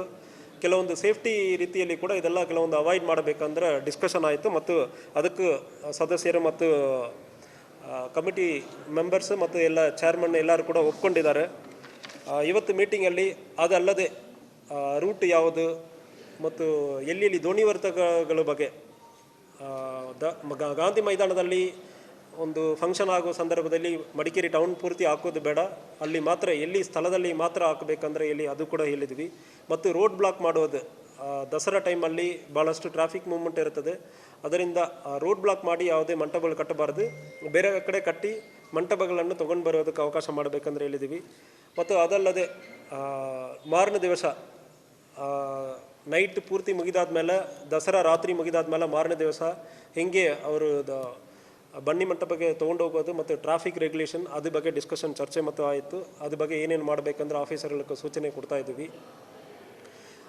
ಫಸ್ಟ್ ಆಫ್ ಆಲ್ ಸೇಫ್ಟಿ ರೀತಿಯಲ್ಲಿ ಏನೇನು ಮಾಡಬೇಕು ಅದ್ರ ಬಗ್ಗೆನೇ ಆಯಿತು. 2 DJ ಬಗ್ಗೆ ಈಗ ಹೈಕೋರ್ಟ್ ಆದೇಶ ಇರ್ತದೆ ಮತ್ತು ಹೈಕೋರ್ಟಲ್ಲಿ ಇತ್ತೀಚೆಗೆ ಒಂದು ರಿಟ್ ಪಿಟಿಷನ್ ಕೂಡ ಇದೆ. ಅದು ಆದೇಶ ಬರೋ ಸಂದರ್ಭದಲ್ಲಿ ಸ್ಟ್ರಿಕ್ಟಾಗಿ ಯಾವುದೇ ಉಲ್ಲಂಘನೆ ಆಗಬಾರ್ದು ಅದ್ರ ಬಗ್ಗೆನೂ ಕೂಡ ಎಲ್ಲರ ಕಡೆನೂ ಮಾತಾಡಲಾಗಿದೆ. ಸೊ ಅವರು ಕೂಡ ಒಪ್ಕೊಂಡಿದ್ದಾರೆ. ಒಂದು ವೇಳೆ ಯಾವುದು ಸ್ವಲ್ಪ ಉಲ್ಲಂಘನೆ ಆಗೋ ಸಂದರ್ಭದಲ್ಲಿ ಕೂಡ ಖಂಡಿತವಾಗಿ ಕೇಸ್ ಆಗುತ್ತದೆ. ಇದರಲ್ಲಿ ಎನ್ವಿರಾನ್ಮೆಂಟ್ ಆ್ಯಕ್ಟ್ ಅಡಿಯಲ್ಲಿ ಸ್ವಲ್ಪ ಸೆಕ್ಷನ್ಸ್ ಕೂಡ ಸ್ಟ್ರಿಂಜೆಂಟ್ ಸೆಕ್ಷನ್ಸ್ ಇರ್ತದೆ, ಅದ್ರ ಬಗ್ಗೆ ನಾವು ತಿಳುವಳಿಕೆಯನ್ನು ಕೂಡ ಕೊಟ್ಟಿದ್ದೀವಿ. ಕಾನೂನು ಉಲ್ಲಂಘನೆ ಮಾಡಬಾರ್ದು. ಒಂದು ಎಲ್ಲರೂ ಖುಷಿಪಟ್ಟು ಹೋಗುವ ಸಂದರ್ಭದಲ್ಲಿ ಈ ದಸರಾವನ್ನು ಎಲ್ಲರೂ ನೋಡುವುದಕ್ಕೆ, ಎಲ್ಲರೂ ಎಂಜಾಯ್ ಮಾಡುವ ರೀತಿಯಲ್ಲಿ ಒಂದು ದಸರಾವನ್ನು ಮಾಡಬೇಕಂದ್ರೆ ಒಂದು ನಿರ್ಧಾರ ಅವರು ಕೂಡ ಆಲ್ರೆಡಿ ತೊಗೊಂಡಿದ್ದಾರೆ. ಸೊ ಕಥೆ ಸಾರಾಂಶ ಹೇಳುವುದಕ್ಕೆ, ಧ್ವನಿವರ್ಧಕ ಯೂಸ್ ಮಾಡೋದಕ್ಕೆ ಯಾವುದೇ ನಾವು ತಡೆ ಮಾಡಲ್ಲ. ಅದೇ ರೀತಿಯಲ್ಲಿ ತುಂಬ ಕುಣಿಯೋದು ಅದಕ್ಕೆ ನಾವು ಅವಾಯ್ಡ್ ಮಾಡಲ್ಲ. ಹೆಣ್ಮಕ್ಳ ಸೇಫ್ಟಿ ಮತ್ತು ಇದೆಲ್ಲ ಕೂಡ ನಮಗೆ ಇಂಪಾರ್ಟೆಂಟ್ ಇರ್ತದೆ. ಅದರಿಂದ ಕಥಾ ಸಾರಾಂಶ ಇದು ಹೇಳುವುದಕ್ಕೆ 100% ಧ್ವನಿವರ್ಧಕ ಉಪಯೋಗ ಮಾಡೋದಕ್ಕೆ ಯಾವುದೇ ಸಮಸ್ಯೆ ಇಲ್ಲ. ಬಟ್ ತುಂಬ ಸೌಂಡ್ ಹಾಕ್ಕೊಂಡು ಪಕ್ಕದಲ್ಲಿ ಹಾಸ್ಪಿಟಲ್ ಇರ್ತದೆ, ಭಾಳಷ್ಟು ಎಲ್ಡರ್ಲಿ ಪೀಪಲ್ ಇರ್ತಾರೆ, ಅವ್ರಿಗೆ ತೊಂದರೆ ಆಗುವ ರೀತಿಯಲ್ಲಿ ನಡ್ಕೊಳ್ಬಾರ್ದಂದ್ರೆ ನಮ್ಮ ಹೈಕೋರ್ಟ್ ಮತ್ತು ಸುಪ್ರೀಂ ಕೋರ್ಟ್ ಆದೇಶವನ್ನು ತೋರಿಸಿ ಅವ್ರಿಗೆ ತಿಳುವಳಿಕೆ ಹೇಳಿದ್ವಿ. ಅವರು ಕೂಡ ಒಪ್ಕೊಂಡಿದ್ದಾರೆ. ಲಾಸ್ಟ್ ಇಯರ್ ಕೂಡ ಭಾಳಷ್ಟು ಅವರು ಸೌಂಡನ್ನು ಕಡಿಮೆ ಮಾಡಿದ್ದಾರೆ. ಈ ವರ್ಷ ಅದೇ ರೀತಿಯಲ್ಲಿ ಸೌಂಡ್ ಭಾಳಷ್ಟು ಕಡಿಮೆ ಮಾಡಿ ಯಾರಿಗೂ ತೊಂದರೆ ಆಗೋ ರೀತಿಯಲ್ಲಿ ದಸರಾವನ್ನು ನಡೆಸಬೇಕಂದ್ರೆ ಇವತ್ತು ರಾಜ್ಯ ಮಾತ್ರವಲ್ಲದೆ ದೇಶವೊಂದೇ ಬೆಚ್ಚಿ ಬೀಳಿಸಿದ ಧರ್ಮಸ್ಥಳ ಬುರುಡೆ ಪ್ರಕರಣ ಬಗೆದಷ್ಟು ಬಯಲಾಗ್ತಾ ಇದ್ದು ಹೊಸ ಆಯಾಮಗಳನ್ನು ಪಡೆದುಕೊಳ್ತಾ ಇದೆ. ಅಷ್ಟು ಮಾತ್ರ ಅಲ್ಲ, ಬುರುಡೆ ಪ್ರಕರಣ ನಂಟು ಕೊಡಗಿಗೂ ವ್ಯಾಪಿಸಿದ್ದು. ಕೊಡಗಿನ ವ್ಯಕ್ತಿಯ ಬುರುಡೆಯ ಸುಳಿವು ಬಂಗ್ಲೆ ಗುಡ್ಡದಲ್ಲಿ ಪತ್ತೆಯಾಗಿದ್ದು UB ಅಯ್ಯಪ್ಪ ಕುಟುಂಬಕ್ಕೆ ಅಚ್ಚರಿಯಾಗಿದೆ. UB ಅಯ್ಯಪ್ಪ ಪುತ್ರ ಜೀವನ್ ಎಂಬುವರು ಶ್ರೀಮಂಗಲ ಪೊಲೀಸ್ ಠಾಣೆಯಲ್ಲಿ ತಂದೆ UB ಅಯ್ಯಪ್ಪ ಕಣ್ಮರೆಯಾಗಿದ್ದಾರೆಂದು 2017ರಲ್ಲಿ ದೂರು ನೀಡಿದರು. ಅನಾರೋಗ್ಯದ ಸಮಸ್ಯೆಯಿಂದ ಚಿಕಿತ್ಸೆಗೆ ಮೈಸೂರು ಆಸ್ಪತ್ರೆಗೆ ಚೆಕಪ್ ಮಾಡಲು ಹೋಗುವುದಾಗಿ ತಿಳಿಸಿ ಹೋಗಿದ್ರು. ಕತ್ತಲಾಗಿ ಬೆಳಗಾದರೂ ಕೂಡ ತಂದೆ ಮನೆಗೆ ಬಾರದ ಹಿನ್ನೆಲೆ ಕುಟುಂಬ ಸಂಬಂಧಿಕರ ಮನೆ, ಮೈಸೂರಿನ ಸ್ನೇಹಿತರ ಮನೆ ಜೊತೆಗೆ ಆಶ್ರಮಗಳಲ್ಲೂ ಕೂಡ ತಂದೆಗಾಗಿ ಹುಡುಕಾಟವನ್ನು ನಡೆಸಲಾಗಿತ್ತು. ಆದರೆ ಎಲ್ಲೂ ಕೂಡ ಸುಳಿವು ಸಿಗದೇ ಇರೋದ್ರಿಂದ ಸುಮ್ಮನಾಗಿದ್ರು. ಇದೀಗ ಬಂಗ್ಲೆ ಗುಡ್ಡದ ಕಾಡಿನಲ್ಲಿ ಸಿಕ್ಕ ಬುರುಡೆಯ ಪಕ್ಕದಲ್ಲಿ ತಂದೆಯ ಗುರುತಿನ ಚೀಟಿ ಸಿಕ್ಕಿರೋದು ಮಾಧ್ಯಮಗಳಲ್ಲಿ ಕೇಳಿ ಒಂದು ರೀತಿಯ ಆಶ್ಚರ್ಯವಾಗಿದೆ. ನಮ್ಮ ತಂದೆ ಆತ್ಮಹತ್ಯೆ ಮಾಡಿಕೊಳ್ಳುವಷ್ಟು ಹೇಡಿಯಲ್ಲ, ಆದರೆ ಇದೀಗ ಅವರ ID ಕಾರ್ಡ್ ಪತ್ತೆಯಾಗಿದೆ ಎಂದು ಹೇಳ್ತಾ ಇದ್ದಾರೆ. SIT ಅವರು ಅಥವಾ ಪೊಲೀಸರು ವಿಚಾರಣೆಗೆ ಕರೆದಿದ್ದಾರೆ. ನಾವು ಸ್ಪಂದಿಸುತ್ತೇವೆ. ಒಂದು ವೇಳೆ DNA ಮ್ಯಾಚ್ ಆದರೆ ಅವರ ಅಸ್ಥಿಪಂಜರ ಅವರದ್ದೇ ಆದಲ್ಲಿ ಕೊಡುವ ಸಂಪ್ರದಾಯದಂತೆ ಅವರ ಅಂತ್ಯಕ್ರಿಯೆ ನಡೆಸ್ತೇವೆ ಎಂದರು. ತಂದೆಯವರು 2017 ಇಸವಿಯಲ್ಲಿ ಜೂನ್ ತಿಂಗಳಲ್ಲಿ ಕಾಣೆಯಾಗಿದೆ. ಆಸ್ಪತ್ರೆಗೆ ಹೋದವರು ಅಂತ ಅವರು ಬರಲಿಲ್ಲ, ಅವರು ಸುಳಿವು ಸಿಗಲಿಲ್ಲ ಇಷ್ಟುವರೆಗೂ. ನಾವು ಪೊಲೀಸ್ ಜೊತೆ ಪೊಲೀಸಿಗೆ ಕಂಪ್ಲೇಂಟ್ ಮಾಡಿ ಅವ್ರ ಜೊತೆ ಅವರು ಡಿಪಾರ್ಟ್ಮೆಂಟ್ರು ಒಂದು 6 ತಿಂಗಳ ಹುಡುಕಾಡಿದ್ದೀವಿ ನಾವು ಎಲ್ಲ. ನಮ್ಮ ಕೊಡಗಿನಲ್ಲಿ ನನಗೆ ಯಾವುದೆಲ್ಲ ಗೊತ್ತಿದೆ, ಜಾಗ, ಹೊಳೆಕೆರೆ, ಅನಾಥಾಶ್ರಮ, ಮೈಸೂರು ಕಡೆ ಬಸ್ ಸ್ಟ್ಯಾಂಡು, ಇದೆಲ್ಲ ಯಾವ ಸುಳಿವು ಸಿಗಲಿಲ್ಲ ಇಲ್ಲಿ ಗಂಟ. ಇವತ್ತು ನನಗೆ ಈ ಚಾನಲಲ್ಲಿ ಇದು ಮಾಡುವಾಗ ಗೊತ್ತಾಯಿತು ಈ ಥರ. ತುಂಬ ನನಗೆ ದುಃಖ ಆಯಿತು. ನನ್ನ ಮನಸ್ಸು ಅದೇ ಆಗಬಾರ್ದು ಅಂತ ನಾನು ಇನ್ನೂ ಇದು ಮಾಡ್ತಾಯಿದ್ದೀನಿ, ಈಗ ಆಗಿರಬಾರ್ದು ಅಂತ. ತನಿಖೆ ಏನಾದರೂ ಕರೆದ್ರೆ ಹೋಗ್ತೀವಿ? ತನಿಖೆ ಕರೆದ್ರೆ ಖಂಡಿತ ಹೋಗ್ತೀನಿ. ಯಾವ ಥರ ತನಿಖೆ ಆದರೂ ಸರಿ. ನಿಮ್ಮ ಹೆಸರು? ನನ್ನ ಹೆಸರು ಜೀವನ್. ಜಿಲ್ಲೆಯ ಜನತೆಯ ಬಹುದಿನಗಳ ನಿರೀಕ್ಷೆಯಂತೆ ಸುಮಾರು 10.50 ಕೋಟಿ ರೂಪಾಯಿ ವೆಚ್ಚದ ಹೃದ್ರೋಗ ತಪಾಸಣಾ ಕೇಂದ್ರ ಶೀಘ್ರದಲ್ಲೇ ಕೊಡಗು ವೈದ್ಯಕೀಯ ವಿಜ್ಞಾನಗಳ ಸಂಸ್ಥೆಯ ಬೋಧಕ ಆಸ್ಪತ್ರೆಯಲ್ಲಿ ಆರಂಭವಾಗಲಿದೆ ಎಂದು ಆಸ್ಪತ್ರೆಯ ವೈದ್ಯಕೀಯ ಅಧೀಕ್ಷಕರಾದ ಡಾಕ್ಟರ್ ಎಚ್.ಕೆ. ಸೋಮಶೇಖರ್ ಅವರು ತಿಳಿಸಿದ್ದಾರೆ. ಕೊಡಗು ಪತ್ರಕರ್ತರ ಸಂಘ ಮತ್ತು ಕೊಡಗು ಪತ್ರಕರ್ತರ ಕ್ಷೇಮಾಭಿವೃದ್ಧಿ ಸಂಘದ ವತಿಯಿಂದ ಕೊಡಗು ವೈದ್ಯಕೀಯ ವಿಜ್ಞಾನಗಳ ಸಂಸ್ಥೆಯ ಬೋಧಕ ಆಸ್ಪತ್ರೆಯ ಸಹಕಾರದೊಂದಿಗೆ ನಗರದ ಕಾವೇರಿ ಹಾಲ್ನಲ್ಲಿ ಪತ್ರಕರ್ತರು ಹಾಗೂ ಅವರ ಕುಟುಂಬದವರಿಗೆ ಆಯೋಜಿಸಲಾಗಿದ್ದ ಬೃಹತ್ ಉಚಿತ ಆರೋಗ್ಯ ತಪಾಸಣಾ ಶಿಬಿರವನ್ನು ಉದ್ಘಾಟಿಸಿ ಅವರು ಮಾತನಾಡಿದರು. ಮಡಿಕೇರಿ ಕ್ಷೇತ್ರದ ಶಾಸಕರ ಅವಿರತ ಪರಿಶ್ರಮದಿಂದ ಹೃದ್ರೋಗ ತಪಾಸಣಾ ಕೇಂದ್ರದ ಸೌಲಭ್ಯ ಜಿಲ್ಲೆಗೆ ಲಭ್ಯವಾಗ್ತಾ ಇದೆ. ಉದ್ದೇಶಿತ ಹೃದ್ರೋಗ ತಪಾಸಣಾ ಕೇಂದ್ರವು PPP ಯೋಜನೆಯಡಿ ಕಾರ್ಯನಿರ್ವಹಿಸಲಿದ್ದು, ಈಗಾಗಲೇ ಉದ್ದೇಶಿತ ಹೃದ್ರೋಗ ತಪಾಸಣಾ ಕೇಂದ್ರ ಸ್ಥಾಪನೆಗೆ ಸ್ಥಳ ಪರಿಶೀಲನಾ ಕಾರ್ಯ ನಡೆದಿದೆ ಎಂದರು. ಇಲ್ಲಿಯವರೆಗೆ ಗಂಭೀರ ಆರೋಗ್ಯ ಸಮಸ್ಯೆಗಳ ಸಂದರ್ಭ ಸಾರ್ವಜನಿಕರು ಹೊರ ಜಿಲ್ಲೆಗಳ ಆಸ್ಪತ್ರೆಗಳತ್ತ ಮುಖ ಮಾಡಬೇಕಾದ ಪರಿಸ್ಥಿತಿಗಳಿತ್ತು. ಇದೀಗ ಹೃದ್ರೋಗ ತಪಾಸಣಾ ಕೇಂದ್ರ ಆರಂಭಗೊಳ್ತಾ ಇದೆ ಎಂದರೆ ನೆಫ್ರಾಲಜಿ ವಿಭಾಗದಲ್ಲಿ ತಜ್ಞ ವೈದ್ಯರಾದ ಡಾಕ್ಟರ್ ಅತೀಶ್ ಅವರು ಕಾರ್ಯನಿರ್ವಹಿಸಲಿದ್ದಾರೆ.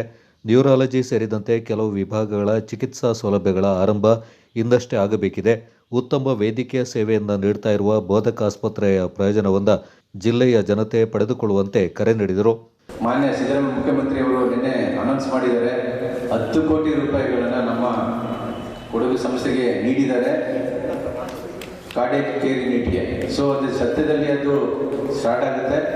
ಇದು PPP ಮಾಡಲ್ ಸ್ಟಾರ್ಟ್ ಆಗುತ್ತೆ, ಅಂದರೆ ಪ್ರೈವೇಟ್ ಪಬ್ಲಿಕ್ ಸೆಕ್ಟರ್ ಇದರಲ್ಲಿ ಸ್ಟಾರ್ಟ್ ಆಗುತ್ತೆ. ಸೊ ಇದಕ್ಕೆಲ್ಲ ಜಾಗ ಎಲ್ಲ ಬಂದು ಪರಿಶೀಲನೆ ಮಾಡಿದ್ದಾರೆ, ಬೆಂಗಳೂರಿಂದ ಬಂದು. ಅದು ಸದ್ಯದಲ್ಲಿ ಅದು ಸ್ಟಾರ್ಟ್ ಆಗುತ್ತೆ.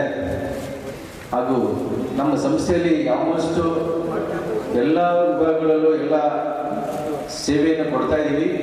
ಅದು ನಮಗೆ ಆದರೂ ಹೆಚ್ಚಿನ ಸಂಖ್ಯೆಯಲ್ಲಿ ಜನರು ಬೇರೆ ಜಿಲ್ಲೆಗೆ ಹೋಗ್ತಾ ಇರೋದ ಕಾರಣ ನಮಗೆ ಇಲ್ಲಿ ಸೂಪರ್ ಸ್ಪೆಷಾಲಿಟಿ ಫೆಸಿಲಿಟೀಸ್ ಇಲ್ಲ. Super speciality facilities mainly cardiac care ಇಲ್ಲ, ನ್ಯೂರಾಲಜಿ, ನೆಫ್ರಾಲಜಿಗೆ ಬಂದಿದ್ದಾರೆ. ಡಯಾಲಿಸಿಸ್ ಯೂನಿಟಲ್ಲಿ ಇನ್ಚಾರ್ಜ್ ಆಗಿದ್ದಾರೆ ಡಾಕ್ಟರ್ ಅತೀಶ್ ಅಂತ ಬಂದಿದ್ದಾರೆ. ಸೊ ಡಯಾಲಿಸಿಸ್ ಪೇಷಂಟ್ಸು ಅದನ್ನು ಉಪಯುಕ್ತ ಪಡಿತಾ ಇದ್ದಾರೆ. ಸೊ ಅದ್ರದ್ದು ಸಮಸ್ಯೆ ಇಲ್ಲ. ನಮ್ಮ ಮೇನ್ ಬೇಕಾಗಿರೋದು cardiac care unit. So cardiac care ಯೂನಿಟಿಂದ ಈಗ ನಾವು ಕಾರ್ಡಿಯಾಕ್ ಅಂದರೆ ಇಮ್ಮಿಡಿಯೇಟ್ ಅಟೆನ್ಷನ್ ಬೇಕಾಗುತ್ತೆ, ಇಮ್ಮಿಡಿಯೇಟ್ ಇಂಟರ್ವೆನ್ಷನ್ ಬೇಕಾಗುತ್ತೆ. ನಾವು ಹತ್ತಿರದಲ್ಲಿ ಎಲ್ಲೂ ಸಹ ಪ್ರೈವೇಟ್ ಹಾಸ್ಪಿಟಲ್ಸ್ ಇಲ್ಲ. ಹೋದರೆ ಮಂಗಳೂರು ಹೋಗ್ಬೇಕಿಲ್ಲ, ಮೈಸೂರು ಹೋಗಬೇಕು. ಸೊ ಎಷ್ಟು ರೋಗಿಗಳು ಶಿಫ್ಟ್ ಮಾಡುವ ಆನ್ ದ ವೇ ಎಷ್ಟು ಸಹ ಜೀವನ ಕಳ್ಕೊಂಡಿದ್ದಾರೆ. ಅದರಿಂದ ನಮ್ಗೆ ಅತ್ಯುತ್ತಮವಾದ ಇದು ವೆರಿ ಇಂಪಾರ್ಟೆಂಟ್ ಇದೆ. ನಮ್ಮ ಕಾರ್ಡಿಯಾಕ್ ಕೇರ್ ಯೂನಿಟ್ ಸದ್ಯದಲ್ಲಿ ಶುಭವಾಗ್ತಾ ಒಂದು ತುಂಬ ಹೆಮ್ಮೆಯ ವಿಷಯ. ಹೇಳಿ.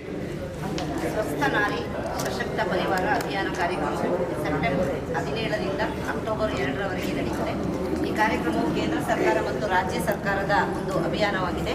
ಇದರಲ್ಲಿ ನಾವು ಆರೋಗ್ಯ ಇಲಾಖೆಯಲ್ಲಿ ಎಲ್ಲ ಗರ್ಭಿಣಿಯರಿಗೂ, ಮಹಿಳೆಯರಿಗೂ, ಎಲ್ಲ ಹದಿಹರೆಯದ ವಯಸ್ಸಿನವರಿಗೂ, ಒಟ್ಟಾರೆ ಹೆಚ್ಚು ಮಹಿಳೆಯರನ್ನ ಗುರುತಿಸಿ ಮಹಿಳೆಯರ ಆರೋಗ್ಯ ತಪಾಸಣೆ ಮಾಡುವುದರ ಮೂಲಕ ಅವರಿಗೆ ಆರೋಗ್ಯ ಶಿಕ್ಷಣವನ್ನು ನೀಡುವುದರ ಮೂಲಕ ಈ ಕಾರ್ಯಕ್ರಮವನ್ನು ಯಶಸ್ವಿಗೊಳಿಸಲು ಈ ಅಭಿಯಾನವನ್ನು ನಡೆಸ್ತಾ ಇದ್ದೀವಿ.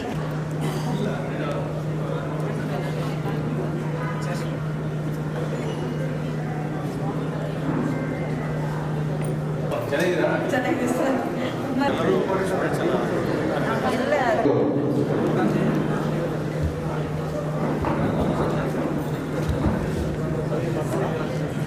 ಎಲ್ಲರಿಗೂ ಹೊಸನಾಡ ಕಟ್ಟೋಣ ಬನ್ನಿ, ಶಕ್ತಿಯು ಶಾಂತಿಯು ಸೌಹಾರ್ದದಲ್ಲಿ, ಯುಕ್ತಿಯು ಮುಕ್ತಿಯು ಸದ್ಭಾವದಲ್ಲಿ, ನಲಿಯುತ್ತಾ ಈ ಹಾಡ ಹಾಡೋಣ ಬನ್ನಿ, ನಾವೊಂದು ಹೊಸನಾಡ ಕಟ್ಟೋಣ ಬನ್ನಿ.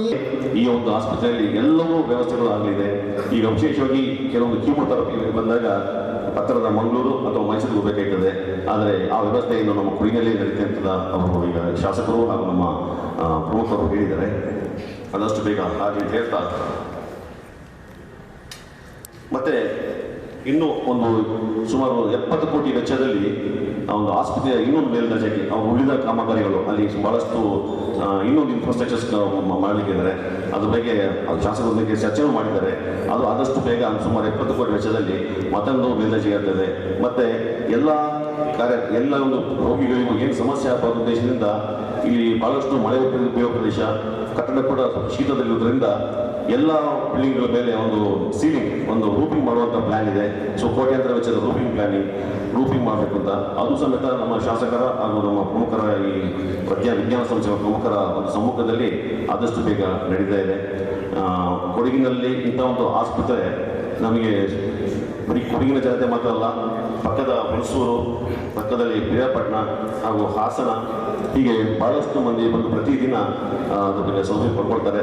ಇದರ ಬಗ್ಗೆ ನಮ್ಮ DS ಇದ್ದಾರೆ, ನಮ್ಮ ಆರೋಗ್ಯ ಅಧೀಕ್ಷಕರಾದಂಥ ಮೆಡಿಕಲ್ ಸೂಪರಿಂಟೆಂಡೆಂಟ್ ಆದಂಥ ಸೋಮಶೇಖರ್ ಹಾಗೂ DHO ಸಾಹೇಬರಿದ್ದಾರೆ. ಅವರು ಅದ್ರ ಬಗ್ಗೆ ಮಾಹಿತಿ ಕೊಡ್ತಾರೆ. ಹಾಗಾಗಿ ಪತ್ರಕರ್ತ ಮಿತ್ರರೆಲ್ಲ ಪ್ರತಿದಿನ ಇನ್ನು ತಮ್ಮ ಮಿತ್ರರು ಹಾಗೂ ಸಾರ್ವಜನಿಕರು ಎಲ್ಲರೂ ಈ ಒಂದು ಭಾಗವಹಿಸಿ ಮಧ್ಯಾಹ್ನ 3 ಗಂಟೆವರೆಗೆ ಈ ಒಂದು ಶಿಬಿರ ಇದೆ. ಕೊಡಗಿನಲ್ಲಿರುವಂಥ ಒಂದು ಆಸ್ಪತ್ರೆಯಲ್ಲಿ ಇಷ್ಟೆಲ್ಲ ಸೌಲಭ್ಯ ಇದೆ ಅಂತೇಳಿ ಕೆಲವರಿಗೆ ಬಹಳಷ್ಟು ಜನರಿಗೆ ಮಾಹಿತಿ ಬೇಕಾಗಿದೆ. ಹಾಗಾಗಿ ಇಲ್ಲೊಂದು ವಿಚಾರ ಏನಂದರೆ ಇಲ್ಲಿ ಆಯುಷ್ಮಾನ್ ಭಾರತ್ ನಮಗೆ ಏನಾದರೂ ಸಮಸ್ಯೆ ಇದ್ದಾಗ ಬೇರೆ ಆಸ್ಪತ್ರೆಯಲ್ಲಿ ಹೋದಾಗ ಖರ್ಚು ವೆಚ್ಚ ಸ್ವಲ್ಪ ನಮಗೆ ಸಮಸ್ಯೆ ಆದಾಗ ಈ ಆಯುಷ್ಮಾನ್ ಭಾರತ್ ಅಂತ ಒಂದು ಯೋಜನೆ ಇದೆ.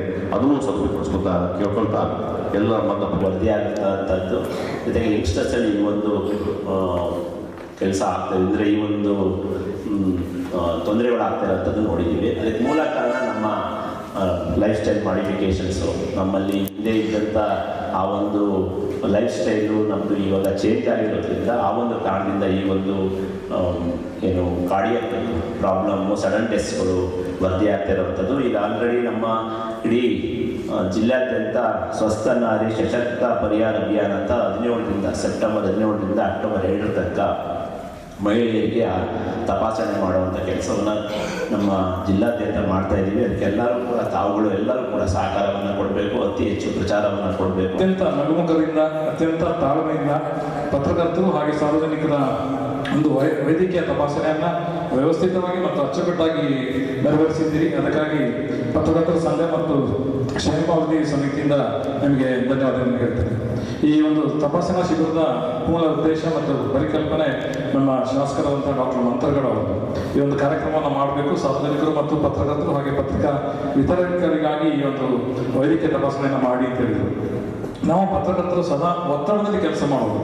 ನಾವೊಂದು ಭಜನೆಗೆ ಹೋಗಿರ್ತೇವೆ ಅಥವಾ ಧಾರ್ಮಿಕ ಕಾರ್ಯಕ್ರಮಕ್ಕೆ ಹೋಗಿರ್ತೇವೆ, ಅಲ್ಲಿಗೆ ನ್ಯೂಸ್ ಬರುತ್ತೆ ಎಲ್ಲೊಂದು ಮರ್ಡರ್ ಆಗಿದೆ ಅಂತ. ಸೊ ಶಿಫ್ಟು ಮರ್ಡರ್ ನ್ಯೂಸ್ಗೆ ಹೋಗ್ತೀವಿ. ಆ ಮರ್ಡರ್ ಆಗ್ತಾ ಇರುತ್ತೆ, ಅಷ್ಟೊತ್ತಿಗೆ ಯಾರು ಹೇಳ್ತಾರೆ ಒಬ್ಬರು ಮಿನಿಸ್ಟರ್ ಬಂದಿದ್ದಾರೆ ಅವರೊಂದು ಎಂಟ್ರಿ ಮಾಡಬೇಕು. So shift politics. ಸೊ ಅದನ್ನು ನ್ಯೂಸ್ ಕಾಲ್ ಮಾಡ್ತಾ ಇರ್ತಾರೆ, ಅಷ್ಟೊತ್ತಿಗೆ ಹೇಳ್ತಾರೆ ಯಾರೋ ರೈತರಿಗೆ ಅವಾರ್ಡ್ ಬಂದಿದೆ ಅಂತ.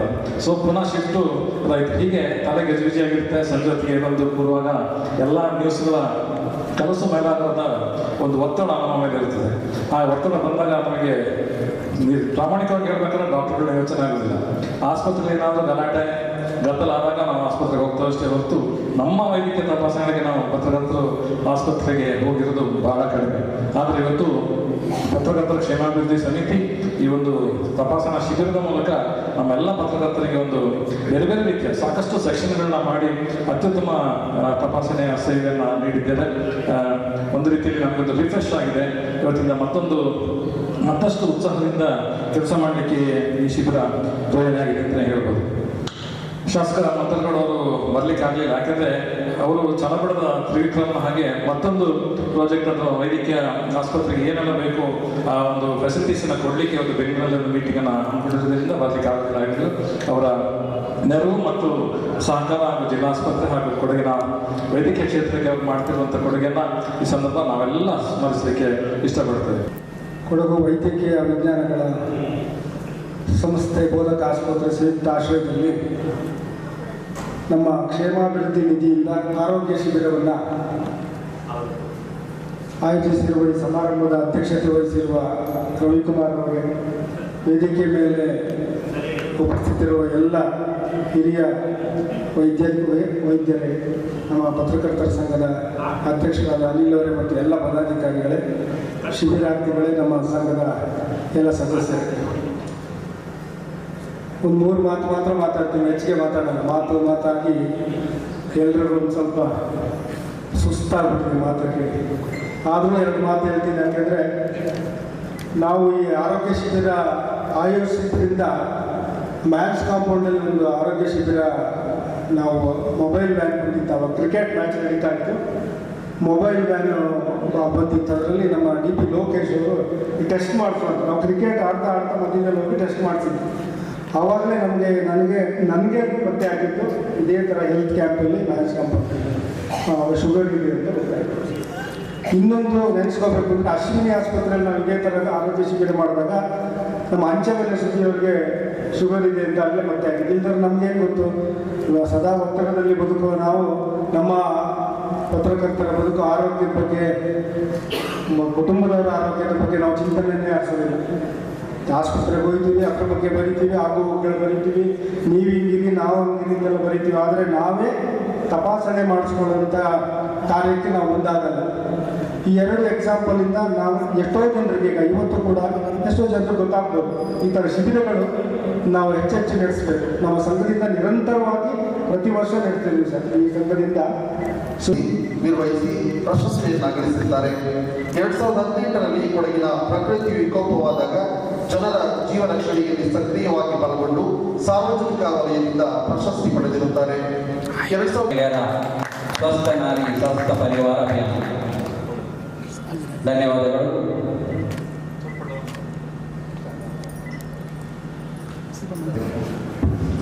ನಿರಂತರವಾಗಿ ಪತ್ರಕರ್ತರು ಒತ್ತಡದಲ್ಲಿ ಬರ್ತಾರೆ ಅನ್ನೋದಕ್ಕೆ ಎಲ್ಲ ಗಣ್ಯರು ಮಾತಾಡಿದ್ರು. ಪತ್ರಿಕೋದ್ಯಮ ಅನ್ನೋದು ಒಂದು ದಿನ ಒಂದು ಮದುವೆ ಮಾಡಿದಂಗೆ. ಯಾವುದೇ ಪತ್ರಿಕೆಗಳನ್ನು ನೋಡ್ಕೊಳ್ಳಿ, ಅದರ ಟೈಟ್ಲ್ ಮಾತ್ರ ಅದೇ ಇರುತ್ತೆ.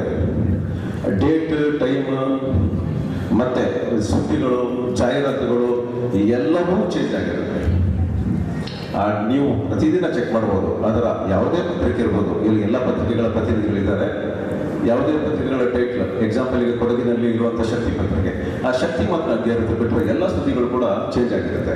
ಹಂಗೆ ಒಂದು ಪತ್ರಿಕೆ ಮಾಡೋದು ಅಥವಾ ಪತ್ರಿಕೋದ್ಯಮ ಮಾಡೋದು ಒಂದು ದಿನ ಒಂದು ಮದುವೆ ಮಾಡೋದಂಗೆ. ಅಷ್ಟು ಒತ್ತಡದ ಜೀವನದ ಮಧ್ಯೆ ಕೇಂದ್ರ ಕಚೇರಿಗೆ ಅಷ್ಟು ಪೂರಕವಾದ ಸುದ್ದಿಗಳನ್ನ ಕಳಿಸೋದಕ್ಕೆ ಪತ್ರಕರ್ತ ಅಷ್ಟು ಶ್ರಮ ಪಡ್ತಾರೆ. ಸೊ ಅದೇ ರೀತಿ ಕೊಡಗು ಪತ್ರಕರ್ತರ ಸಂಘದ ಸೋಮವಾರಪೇಟೆ ತಾಲೂಕು ಅಧ್ಯಕ್ಷರಾದ HR ಹರೀಶ್ ಕುಮಾರ್, ಕುಶಾಲನಗರ ತಾಲೂಕು ಅಧ್ಯಕ್ಷರಾದ ವಿಘ್ನೇಶ್ ಬೂತನಕಾಡು, ವಿರಾಜಪೇಟೆ ತಾಲೂಕು ಅಧ್ಯಕ್ಷರಾದ ಮುಲ್ಲೆಂಗಡ ಮಧುಷ್ ಪೋಯ, ಸಂಘದ ಸದಸ್ಯರಾದ TJ ಪ್ರವೀಣ್ ಕುಮಾರ್, ಸಂಘದ ನಿರ್ದೇಶಕರಾದ ಅರುಣ್ ಕೂರ್ಗ್ ಮತ್ತಿತರ ಪ್ರಮುಖರು ಈ ಸಂದರ್ಭ ಪಾಲ್ಗೊಂಡಿದ್ದರು. ವ್ಯಕ್ತಿಯೊಬ್ಬರ ಕಣ್ಣಿನಲ್ಲಿ ಸೇರಿಕೊಂಡಿದ್ದ 10 ಸೆಂಟಿಮೀಟರ್ ಉದ್ದದ ಹುಳವೊಂದ ಶಸ್ತ್ರಚಿಕಿತ್ಸೆ ಮೂಲಕ ಹೊರತೆಗೆದ ಘಟನೆ ಮಡಿಕೇರಿಯಲ್ಲಿ ನಡೆದಿದೆ. 64 ವರ್ಷದ ವ್ಯಕ್ತಿಯ ಕಣ್ಣಿನಲ್ಲಿ ಈ ವಿಚಿತ್ರ ಹುಳುವೊಂದು ಅವಿತಿದ್ದು ತುರ್ತು ಚಿಕಿತ್ಸೆ ನೀಡದೇ ಇದ್ದಲ್ಲಿ ಕುರುಡುತನವು ಸಂಭವಿಸ್ತಾ ಇತ್ತು ಎಂಬುದಾಗಿ ತಿಳಿದುಬಂದಿದೆ. 1 ತಿಂಗಳಿಂದ ಎಡಕಣ್ಣಿನಲ್ಲಿ ನಿರಂತರ ತುರಿಕೆಯಾಗ್ತಾ ಇದ್ದ ಕಾರಣ ಚೇರಂಬಾಣೆಯ ನಿವಾಸಿ ಮಾಜಿ ಸೈನಿಕರೊಬ್ಬರು ಮಡಿಕೇರಿಯ ಇಕ್ಷಾ ಸೂಪರ್ ಸ್ಪೆಷಾಲಿಟಿ ಕಣ್ಣಿನ ಆಸ್ಪತ್ರೆಗೆ ಚಿಕಿತ್ಸೆಗೆಂದು ಆಗಮಿಸಿದ್ದಾರೆ. ಇಲ್ಲಿನ ವೈದ್ಯರಾದ ಡಾಕ್ಟರ್ AG ಚಿಂಡಪ್ಪ ಅವರು ಪರಿಶೀಲನೆ ನಡೆಸಿದಾಗ ಕಣ್ಣಿನ ಕಂಜಕ್ಟಿವ್ ಬಿಳಿ ಭಾಗದಲ್ಲಿ ಉಬ್ಬು ಕಾಣಿಸಿಕೊಂಡಿದೆ.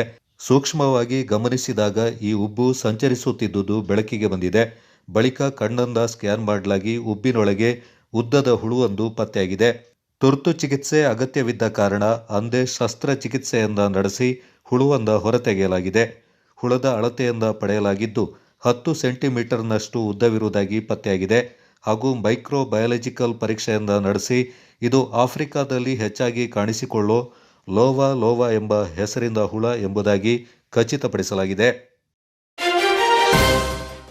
ವಿರಾಜಪೇಟೆಯ ಗಾಂಧಿನಗರದಲ್ಲಿ ಬ್ಯೂಟಿ ಪಾರ್ಲರ್ ಹೆಸರಲ್ಲಿ ಮನೆಯೊಂದನ್ನ ಬಾಡಿಗೆಗೆ ಪಡ್ಕೊಂಡು ಮಸಾಜ್ ಮಾಡುವುದರ ಜೊತೆಗೆ ನೊಂದ ಮಹಿಳೆಯರನ್ನ ವೇಶ್ಯಾವಾಟಿಕೆಗೆ ಬಳಕೆ ಮಾಡಲಾಗ್ತಾ ಇರುವ ಖಚಿತ ಮಾಹಿತಿ ಪಡೆದ ನಗರ ಪೊಲೀಸರು ದಾಳಿ ನಡೆಸಿ 4 ಬಂಧಿಸಿದ್ದಾರೆ. ಉಳಿದ 2 ಆರೋಪಿಗಳಿಗಾಗಿ ಶೋಧ ಕಾರ್ಯ ಮುಂದುವರೆದಿದೆ. 4 ಮಹಿಳೆಯರನ್ನ ರಕ್ಷಣೆ ಮಾಡಿ ಜಿಲ್ಲಾ ಮಹಿಳಾ ಸಾಂತ್ವನ ಕೇಂದ್ರಕ್ಕೆ ಕಳುಹಿಸಿಕೊಡಲಾಯಿತು. ಈ ದಂಧೆ ನಡೆಸ್ತಾ ಇರುವ ಕೇರಳ ರಾಜ್ಯದ ಚೆವ್ವಚೇರಿಯ ಪ್ರದೀಪನ್ ಹಾಗೂ ಶಾಜಿ ಅವರ ಮೇಲೆ ಪೊಲೀಸರು ಕ್ರಮ ಕೈಗೊಂಡಿದ್ದಾರೆ. ಅಲ್ಲದೆ ಅವರ ಸಹಚರರಾದ ಇಬ್ಬರನ್ನು ಬಂಧಿಸಿ ಮುಂದಿನ ಕ್ರಮ ಕೈಗೊಂಡಿದ್ದಾರೆ. ಇದರ ಅವರಿಗೆ ಲೈಸೆನ್ಸ್ ಇಶ್ಯೂ ಮಾಡೋದರ ಬಗ್ಗೆ ಪೂರ್ತಿ ಜವಾಬ್ದಾರಿಯನ್ನು ನಮ್ಮ ಕೇಸ್ ವರ್ಕರ್ ರಫೀಕ್ ಅವರು ಹಾಗೂ ಹಿಂದಿನ ಮುಖ್ಯಾಧಿಕಾರಿಗಳು ಅವರೇ ಡಿಸಿಷನ್ ಮಾಡಿಬಿಟ್ಟು ಅವರು ಕೊಡುವಂತಹ ರಿಪೋರ್ಟ್ ಕೂಡ ನಿಮ್ಮ ಮುಂದೆ ನಾನು ಪ್ರೆಸೆಂಟ್ ಮಾಡ್ತಾ ಇದ್ದೀನಿ. ತಾವು ಅನುಮತಿ ಕೊಟ್ಟಿಲ್ಲ ಮೇಡಮ್? ಇಲ್ಲ, ಈಗ ಮುಂದೆ ಏನು ಮಾಡಬೇಕು ಅಂತ ನಮಗೆ ಅದ್ರ ಬಗ್ಗೆ ಮಾಹಿತಿ ಇಲ್ಲ. ಈಗ ತಾನೇ ನಿನ್ನೆ ನಡೆದಂತಹ ಒಂದು ದುರಾದೃಷ್ಟಕರ ಘಟನೆ ಏನಿದೆ ಗಾಂಧಿನಗರದಲ್ಲಿ ನಡೆದಿದೆ, ಅದನ್ನು ಕೇಳಿ ನಮಗೆ ಬಹಳ ಮನಸ್ಸಿಗೆ ಬಹಳ ಬೇಜಾರಾಗಿದೆ. ನಾವೆಲ್ಲರೂ ಒಂದು ಮಹಿಳೆಯರಾಗಿದ್ದುಕೊಂಡು ಈ ರೀತಿಯ ಒಂದು ವ್ಯವಸ್ಥಿತ ಜಾಲ ಈ ನಮ್ಮ ವಿರಾಜಪೇಟೆ ನಗರದಲ್ಲಿ, ಅದು ಗಾಂಧಿನಗರ ಅಂತ ಹೇಳುವಂಥ ಒಂದು ಜಾಗ ಅಂದರೆ ಅದು ಕಂಪ್ಲೀಟ್ಲಿ DSP ಕ್ವಾರ್ಟರ್ಸ್ಗಳಿರ್ಬೋದು ಅಥವಾ ನಮ್ಮ ಪಕ್ಕದಲ್ಲಿ ಇರೋದು ಎಲ್ಲ ಫ್ಯಾಮಿಲಿ ಸೆಟಲ್ಮೆಂಟ್ ಇರುವಂತಹ ಒಂದು ಜಾಗದಲ್ಲಿ ಇಷ್ಟು ಒಂದು ರಾಜಾರೋಷವಾಗಿ ಈ ರೀತಿಯ ಒಂದು ಘಟನೆ ನಡೆದಿರೋದು ದುರಾದೃಷ್ಟಕರ ಅಂತಲೇ ಹೇಳ್ಬೋದು. ಈಗ ನಾನು ಹಾಗೆ ನಮ್ಮ ಕೇಸ್ ವರ್ಕರ್ ಅವ್ರನ್ನ ಕರೆದು ಅದ್ರ ಬಗ್ಗೆ ವಿಚಾರಣೆಯನ್ನು ಮಾಡಿದ್ದೇನೆ. ಅವರು ಅವರ ಈ ಪೂರ್ತಿ ಫೈಲ್ನ ಜವಾಬ್ದಾರಿಯನ್ನು ಹಿಂದಿನ ಮುಖ್ಯಾಧಿಕಾರಿಗಳ ಮೇಲೆ ಹಾಕಿದ್ದಾರೆ. ಆದರೆ ಅಧಿಕಾರಿಗಳು ಇವತ್ತಿರ್ತಾರೆ, ನಾಳೆ ಹೋಗ್ತಾರೆ. ಆದರೆ ಈಗ ಬಂದಿರುವಂಥ ಮುಖ್ಯಾಧಿಕಾರಿಗಳ ಕೂಡ ಜವಾಬ್ದಾರಿ ಇದೆ. ಆ ಜಾಗಕ್ಕೆ ಹೋಗ್ಬಿಟ್ಟು ಅವರು ವೆರಿಫಿಕೇಷನ್ ಮಾಡುವಂಥ ಒಂದು ಕೆಲಸವನ್ನು ಅವ್ರು ಮಾಡಬೇಕಿತ್ತು, ಹಾಗೂ ಕೇಸ್ ವರ್ಕರ್ ಕೂಡ ಮಾಡಬೇಕಿತ್ತು. ಅದನ್ನು ಮಾಡಿಲ್ಲ ಅಂತ ಹೇಳುವಂಥದ್ದು ನಾನೀಗ ಆ ವಿಚಾರದ ಬಗ್ಗೆ ಅದನ್ನು ಖಂಡಿಸ್ತೇನೆ. ಇನ್ನು ಮುಂದೆ ಈ ರೀತಿಯ ಒಂದು ಘಟನೆ ನಮ್ಮ ವಿರಾಜಪೇಟೆ ನಗರದಲ್ಲಿ ನಡಿಬಾರ್ದು. ಹಾಗಾಗಿ ಈಗ ನನ್ನ ಇವತ್ತಿನ ಈ ಘಟನೆ ನಡೆದಂಥ ಸಂದರ್ಭದಲ್ಲಿ ವಾರ್ಡ್ ಕೌನ್ಸಿಲರ್ ಆದ ಜೂನಾ ಅವ್ರನ್ನ ಕೂಡ ನಾನು ಕರೆದು ಅವ್ರ ಜೊತೆ ಮಾತಾಡಿದ್ದೇನೆ. ಸೊ ಹಾಗಾಗಿ ನಮ್ಮ ಅಭಿಪ್ರಾಯ ಏನು ಅಂತ ಹೇಳಿದ್ರೆ ಈ ಕ್ಷಣದಿಂದಲೇ ಅಲ್ಲಿ ನಡೀತಿರುವಂತಹ ಈ ಘಟನೆಯ ವಿಚಾರವಾಗಿ ಏನು ನಾವು ಲೈಸೆನ್ಸನ್ನು ಪುರಸಭೆಯಿಂದ ನೀಡಿದ್ದಾರೆ PP ಪ್ರದೀಪನ್ ಅಂತ ಹೇಳುವಂಥ ವ್ಯಕ್ತಿಗೆ, ಅದನ್ನು ಈ ಕೂಡಲೇ ರದ್ದು ಮಾಡಬೇಕು ಅಂತ ಹೇಳುವಂಥ ಒಂದು ನಿರ್ಣಯವನ್ನು ಕೈಗೊಂಡಿದ್ದೀವಿ. ನಮಸ್ತೆ ಮೇಡಮ್. ನಮಸ್ತೆ. ತಮ್ಮ ಹೆಸರು ಮೇಡಮ್? ಸುನೀತಾ ಜೂನ್ ಅಂತ. ತಾವು ಗಾಂಧಿನಗರದ ಸದಸ್ಯರು. ಹೌದು. ನಿಮ್ಮ ವಾರ್ಡ್ನಲ್ಲಿ ಈ ರೀತಿ ಒಂದು ಬ್ಯೂಟಿ ಪಾರ್ಲರ್ ಹೆಸರಿನಲ್ಲಿ ಬೇಡದ ಒಂದು ದಂಧೆ ನಡೀತಾ ಇರೋ ಬಗ್ಗೆ ಮಾಹಿತಿ ಬಂದಿದೆ. ಅದಕ್ಕೆ ನಿಮಗೆ ಏನಾದರೂ ಮಾಹಿತಿ ಇದೆಯಾ ಮೇಡಮ್? 6-7 ತಿಂಗಳ ಹಿಂದೆ ಅವ್ರು ಬಂದಿದ್ದಾರೆ, ಬಾಡಿಗೆಗೆ ಅಲ್ಲಿಗೆ ಬಂದಿರುವಾಗ ತುಂಬ ಹೊರ ರಾಜ್ಯಗಳಿಂದ ಗಾಡಿಗಳು ಬರ್ತಾಯಿದ್ವು. ಆಗ ನಾನು ವಿಚಾರಿಸಿದೆ, ಆಗ ಏನೋ ಆಯುರ್ವೇದಿಕ್ ಮಸಾಜ್ ಮಾಡ್ತಾ ಇದ್ದಾರೆ ಅಂತ ಹೇಳಿದ್ರು. ನಾನು ಹತ್ತಿರದ ಮನೆಯವ್ರನ್ನೆಲ್ಲ ಕೇಳಿದೆ. ಆಗ ಮುನ್ಸಿಪಾಲ್ಟಿಯಿಂದ ಅವ್ರಿಗೆ ಪರ್ಮಿಷನ್ ಕೊಟ್ಟಿದ್ದಾರೆ. ಆದರೆ ನಾನೊಬ್ಬ ಸದಸ್ಯರಾಗಿ ನನ್ನನ್ನು ವಿಚಾರಿಸಿಲ್ಲ ಅವರು ಕೊಡೋದು ಏನು ಮಾಡ್ತಾ ಇದ್ದಾರೆ ಅಂತ. ಅವರು ಏನಂತ ಕೊಟ್ಟಿದ್ದಾರೆ ಮೇಡಮ್ ಅವರಿಗೆ? ಪಾರ್ಲರ್ ಅಂತ ಕೊಟ್ಟಿದ್ದಾರಂತೆ, ಬ್ಯೂಟಿ ಪಾರ್ಲರ್ ಅಂತ ಕೊಟ್ಟಿದ್ದಾರಂತೆ. ಅದು ಇನ್ನೂ ನನ್ನ ಗಮನಕ್ಕೂ ಬಂದಿಲ್ಲ. ಹಿಂಗೆ ಕೊಟ್ಟಿದ್ದಾರೆ. ನಿನ್ನೆ ದಿವಸ ಏಕಾಏಕಿ ಪೊಲೀಸರು ಬಂದು ರೈಡ್ ಮಾಡಿ ಅವ್ರನ್ನು ಬಂಧಿಸಿ ಕರ್ಕೊಂಡು ಹೋಗಿದ್ದಾರೆ. ಪೊಲೀಸರಿಗೆ ನಾನು ಧನ್ಯವಾದಗಳನ್ನು ತಿಳಿಸಿರ್ತೀನಿ. ಇದು ನಮ್ಮಲ್ಲಿ ತುಂಬ ವಿದ್ಯಾವಂತರಿರುವ ವಾರ್ಡು. ತುಂಬ ಒಳ್ಳೆ ಯಾವುದೋ ಗಲಭೆ ಏನೂ ಆಗದಂಥ ಏರಿಯಾದಲ್ಲಿ ಹಿಂಗೆ ಮುನ್ಸಿಪಾಲ್ಟಿಯವರು ಸ್ವಲ್ಪ ಎಚ್ಚೆತ್ತುಕೊಂಡು ಹಿಂಗೆ ಪರ್ಮಿಷನ್ ಕೊಡುವಾಗ ಸ್ವಲ್ಪ ಎಚ್ಚೆತ್ತುಕೊಂಡು ಕೊಡಬೇಕು ಅಂತ ನಾನು ಅವ್ರನ್ನೂ ಸಹ ವಿನಂತಿಸ್ತೇನೆ. ಪೊಲೀಸ್ ಕ್ವಾರ್ಟರ್ಸ್ ಇರೋದರಿಂದ ನಾನು ತುಂಬ ತಲೆಗೆ ಕೆಡಿಸ್ಕೊಂಡಿಲ್ಲ. ಯಾಕೆಂದರೆ ಪೊಲೀಸವರು ಅಲ್ಲಿ ಕ್ವಾರ್ಟರ್ಸಲ್ಲಿ ಇರ್ತಾರಲ್ಲ, ಅವರು ನೋಡ್ತಾರೆ ಅಂತ. ನಿನ್ನೆ ದಿವಸ ನಮಗೆ ಮಾಹಿತಿ ಹಿಂಗೆ ಬಂತು. ಇವಾಗ ಪಾರ್ಲರ್ನ ಏನು ಮಾಡಬೇಕು, ಮುಂದುವರಿಸಬೇಕಾ ಅಥವಾ ಇಲ್ಲ, ಅದನ್ನು ಮುಚ್ಚಿಸಿ ಅವರು ಮುಚ್ಚಬೇಕು ಅಂತ ನಾನು ಮುನ್ಸಿಪಾಲ್ಟಿ ಅವ್ರನ್ನು ಪೊಲೀಸರವ್ರನ್ನು ಕೇಳ್ಕೊತೀನಿ. ಗೋಣಿಕೊಪ್ಪದ ಕರಂಬಯ್ಯ ಅಕಾಡೆಮಿ ಫಾರ್ ಲರ್ನಿಂಗ್ ಸ್ಪೋರ್ಟ್ಸ್ ಶಾಲಾ ಮೈದಾನದಲ್ಲಿ ಕೊಡಗು ಜಿಲ್ಲಾ ಕಿವುಡರ ಸಂಘ ಹಾಗೂ ಕರ್ನಾಟಕ ಕಿವುಡರ ಕ್ರೀಡಾ ಒಕ್ಕೂಟದ ವತಿಯಿಂದ 1ನೇ ಕರ್ನಾಟಕ ರಾಜ್ಯ ಕಿವುಡರ ಇಂಟರ್ ಸ್ಕೂಲ್ ಅಥ್ಲೆಟಿಕ್ ಚಾಂಪಿಯನ್ಶಿಪ್ ಅನ್ನು ಆಯೋಜನೆ ಮಾಡಲಾಗಿತ್ತು. ರಾಜ್ಯದ ಬಾಗಲಕೋಟೆ, ಗದಗ, ಕೋಲಾರ ಸೇರಿದಂತೆ ಮೈಸೂರು, ಮಂಡ್ಯ, ಮಡಿಕೇರಿ ಸೇರಿದಂತೆ 16 ಶಾಲೆಗಳ ಒಟ್ಟು 250 ವಿಶೇಷ ವಿದ್ಯಾರ್ಥಿಗಳು ಪಾಲ್ಗೊಂಡಿದ್ದರು. ಕ್ರೀಡಾಕೂಟದಲ್ಲಿ 800 ಮೀಟರ್, 400 ಮೀಟರ್, 200 ಮೀಟರ್, 100 ಮೀಟರ್ ಓಟ, ಎತ್ತರ ಜಿಗಿತ, ಉದ್ದ ಜಿಗಿತ, ತೂಕದ ಗುಂಡು ಎಸೆತಗಳಲ್ಲಿ ಮಕ್ಕಳು ಪಾಲ್ಗೊಂಡು ತಮ್ಮ ಕ್ರೀಡಾ ಸಾಮರ್ಥ್ಯವನ್ನು ತೋರಿದ್ರು. ಈ ಸಂದರ್ಭ ಮಾತನಾಡಿದ ಕೊಡಗು ಜಿಲ್ಲಾ ಕಿವುಡರ ಸಂಘದ ಪ್ರಮುಖರಾದ ಗೌರು ಸೋಮಣ್ಣ, ಈ ರೀತಿಯ ಕ್ರೀಡೆಗಳಿಂದ ವಿಶೇಷ ಮಕ್ಕಳಿಗೆ ರಾಷ್ಟ್ರೀಯ ಮಟ್ಟದಲ್ಲಿ ಭಾಗವಹಿಸಲು ಅವಕಾಶವಾಗುತ್ತೆ ಎಂದರು. ಕೊಡಗು ಜಿಲ್ಲೆಯಲ್ಲಿ ಕಿವುಡುಗ ಸಂಘದ ಬೆಂಗಳೂರಿಂದ ನಾವು ಬಂದಿದ್ವಿ. ಎಲ್ಲ ರಾಜ್ಯದ ಮೂಲೆಗಳಿಂದ ಎಲ್ಲ ಶಾಲೆಯ ಮಕ್ಕಳು, ಕಿವುಡುಗ ಶಾಲೆ ಮಕ್ಕಳು ಎಲ್ಲ ಬಂದಿದ್ದಾವೆ. ಇಲ್ಲಿ ಎಲ್ಲ ಸ್ಪೋರ್ಟ್ಸ್ ಇವೆಂಟನ್ನು ಆಯೋಜನೆ ಮಾಡಿದಾಗ 100 metre, 200 metre, long jump, high jump, ಗುಂಡು ಎಸೆತ ಮೊದಲ ಬಾರಿಗೆ ಇವು ಅಥ್ಲೆಟಿಕ್ಸನ್ನು ಈ ಕ್ರೀಡಾಕೂಟವನ್ನು ಆಯೋಜನೆ ಮಾಡಿದಾಗ ಇದಕ್ಕೆಲ್ಲ ರೀತಿಯಿಂದ ಸಹಕಾರವನ್ನು ನೀಡಿದಾಗ ಎಲ್ಲನೂ ಚೆನ್ನಾಗಾಗಿದೆ. ಯಾವ ಮಕ್ಕಳಿಗೂ ಏನೂ ತೊಂದರೆ ಆಗಿಲ್ಲ. ಎಲ್ರಿಗೂ ನೀಟಾಗಿ ಎಲ್ಲವನ್ನು ಪಾರ್ಟಿಸಿಪೇಟ್ ಮಾಡಿದಾಗ ಎಲ್ಲ ಮಕ್ಕಳು ಖುಷಿಯಿಂದ ಇದಾಗ ಸಾಕು.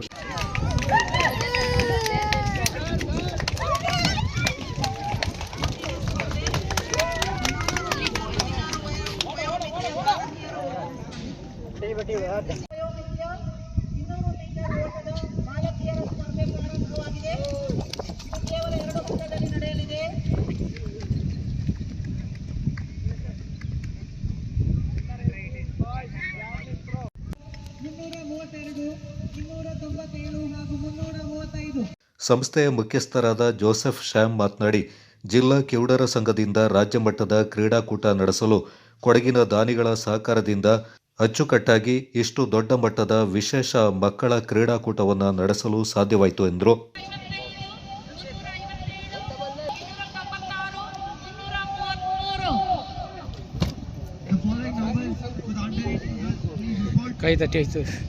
ಎಂಜಾಯ್ಮೆಂಟ್ ಸಿಕ್ಕಿದೆ ಸರ್. ಎಲ್ಲಿಂದ ಬಂದಿದ್ದು? ನಾವು ಮೈಸೂರಿಂದ ಬಂದಿರೋದು, ಬರ್ಸಿ ಕಾನ್ವೆಂಟ್ ಸ್ಕೂಲಿಂದ.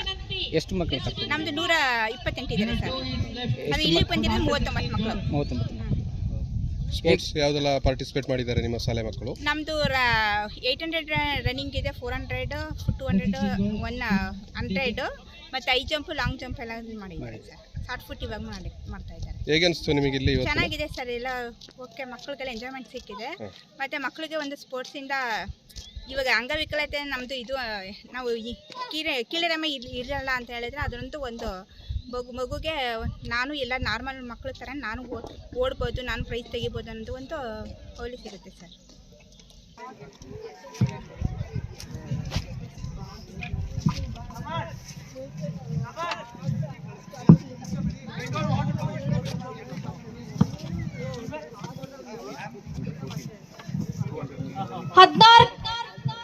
ಹದಿನಾಲ್ಕು ವರ್ಷ ವಯೋಮಿತಿಯ ಬಾಲಕಿಯರಿಗೆ ಕೊನೆಯ ಕರೆ.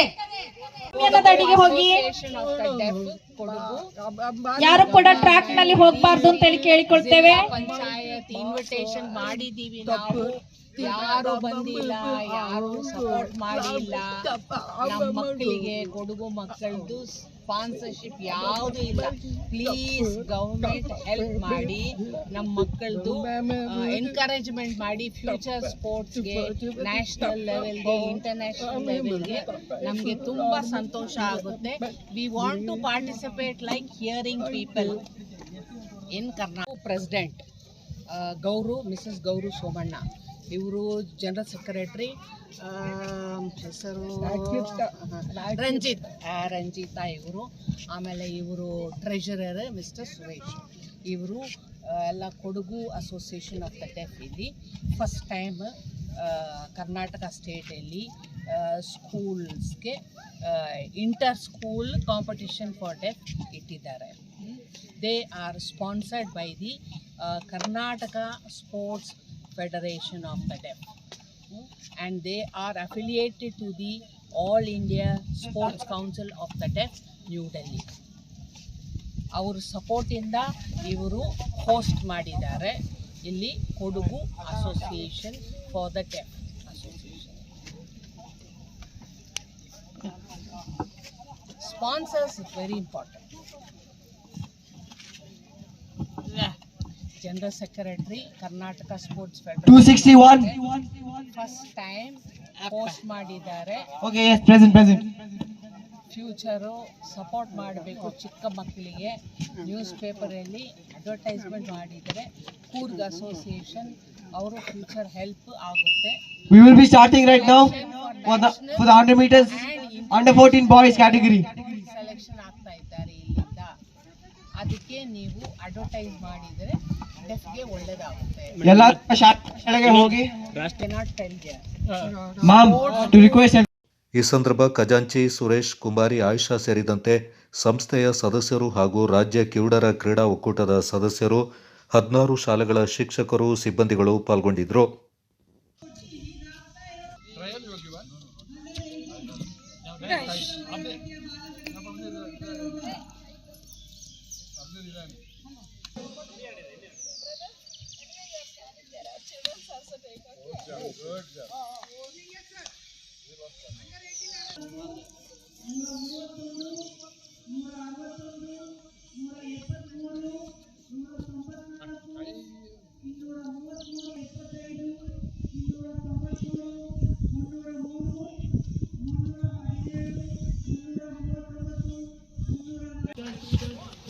ಹದಿನಾಲ್ಕರ ವಯೋಮಿತಿಯ ಬಾಲಕಿಯರಿಗೆ 100 ಮೀಟರ್ ಓಟಕ್ಕಾಗಿ ಕೊನೆಯ ಕರೆ. ದಯವಿಟ್ಟು ಬೇಗ ಹೋಗಬೇಕಾಗಿ ವಿನಂತಿ.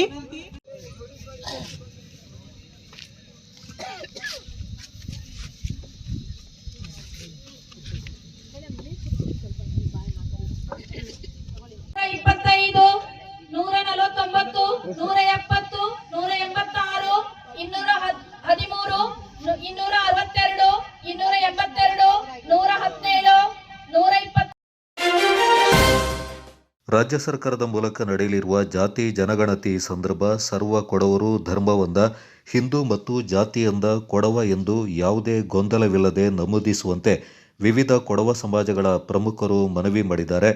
ನಗರದಲ್ಲಿ ಸುದ್ದಿಗೋಷ್ಠಿಯಲ್ಲಿ ಮಾತನಾಡಿದ ನಾಪೋಕ್ಲು ಕೊಡವ ಸಮಾಜದ ಮಾಜಿ ಅಧ್ಯಕ್ಷ ಅಪ್ಪಚಟ್ಟೋಳಂಡ ಮನುಮುತ್ತಪ್ಪ, ಜಾತಿ ಹಾಗೂ ಧರ್ಮ ಎರಡೊಂದು ಕೊಡವ ಎಂದು ನಮೂದಿಸುವಂತೆ ಕೆಲವರು ಕರೆ ನೀಡಿರುವುದು ವಿಷಾದನೀಯ ಮತ್ತು ಖಂಡನೀಯ ಅಂತ ಅಸಮಾಧಾನ ವ್ಯಕ್ತಪಡಿಸಿದರು.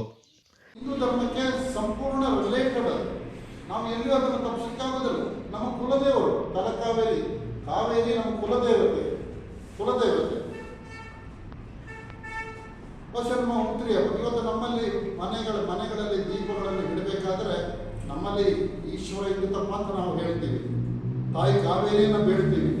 ಎಲ್ಲರಿಗೂ ಫೋಟೋಗಳನ್ನು ಇಟ್ಟು ನಾವು ಹಿಂದೂ ಪದ್ಧತಿಯ ಆಧಾರದಲ್ಲಿ ನಾವು ಪೂಜಿಸೋದನ್ನು ನಾವೆಲ್ಲ ನೋಡ್ಬೋದು. ಇನ್ನು ಹುತ್ತರಿ ಹಬ್ಬ ಬಂದಾಗ ನಾವು ಹುತ್ತರಿಯನ್ನೆಲ್ಲ ಆಚರಿಸಿ ಮಂದಿಗೆ ಹೋಗ್ತೀವಿ. 3 ಮಂದಿಗೆ ಹೋಗ್ತೀವಿ. ಆ ಮಂದಿನಲ್ಲಿ ಹೋಗಿ ನಾವು ಅಲ್ಲಿ ಮೊಳಕಾಟು ಕೋಲಾಟು ಎಲ್ಲ ಪ್ರಾರಂಭ ಮಾಡೋದಕ್ಕಿಂತ ಮಂದನ್ನು ಓಪನಿಂಗ್ ಮಾಡ್ತೀವಿ. ವರ್ಷಕ್ಕೊಂದ್ಸತಿ ತೆರಿತೀವಿ. ಆ ಮಂದ ತೆರೆಯುವಂಥ ಸಂದರ್ಭದಲ್ಲಿ ತಕ್ಕ ಮುಖ್ಯಸ್ಥರೆಲ್ಲ ಬಂದು ಸೇರಿ ಅಯ್ಯಪ್ಪನನ್ನು ಬೇಡ್ತೀವಿ. ಅಯ್ಯಪ್ಪನ ಸ್ಥಾನದಲ್ಲಿ ಅಯ್ಯಪ್ಪನ ಬನಗಾಡಿನಲ್ಲಿ ಪೂಜೆ ಸಲ್ಲಿಸಿ ಆ ಮಂದಿಗೆ ಬರ್ತಕ್ಕಂಥದ್ದು. ಯಾವುದೇ ಕಾರಣ ಹಿಂದೂ ಧರ್ಮವನ್ನು ಹೊರತುಪಡಿಸಿ ಇಲ್ಲ. ಕೊಡವ ಜಾತಿ, ನಾವು ಜಾತಿಯಲ್ಲಿ ಖಂಡಿತವಾಗಿ ನಾವು ಕೊಡವ, ಅದರಲ್ಲಿ 2 ಮಾತಿಲ್ಲ. ಹಿಂದೂ ಧರ್ಮದಲ್ಲೇ ನಾವು ಮುಂದುವರಿತೀವಿ ಅಂತ ಹೇಳಲಿಕ್ಕೆ ನಾನು ಇಚ್ಛಿಸ್ತೀನಿ. ಮುಂದೆ ಮೀಟಿಂಗ್ ಅಲ್ಲಿ ಮೀಟಿಂಗ್ ಕರೆದಾಗ ಕೆಲವೊಂದು ವ್ಯಕ್ತಿಗಳು ಅದನ್ನು ಸಾಧನೆ ಮಾಡ್ತಾರೆ.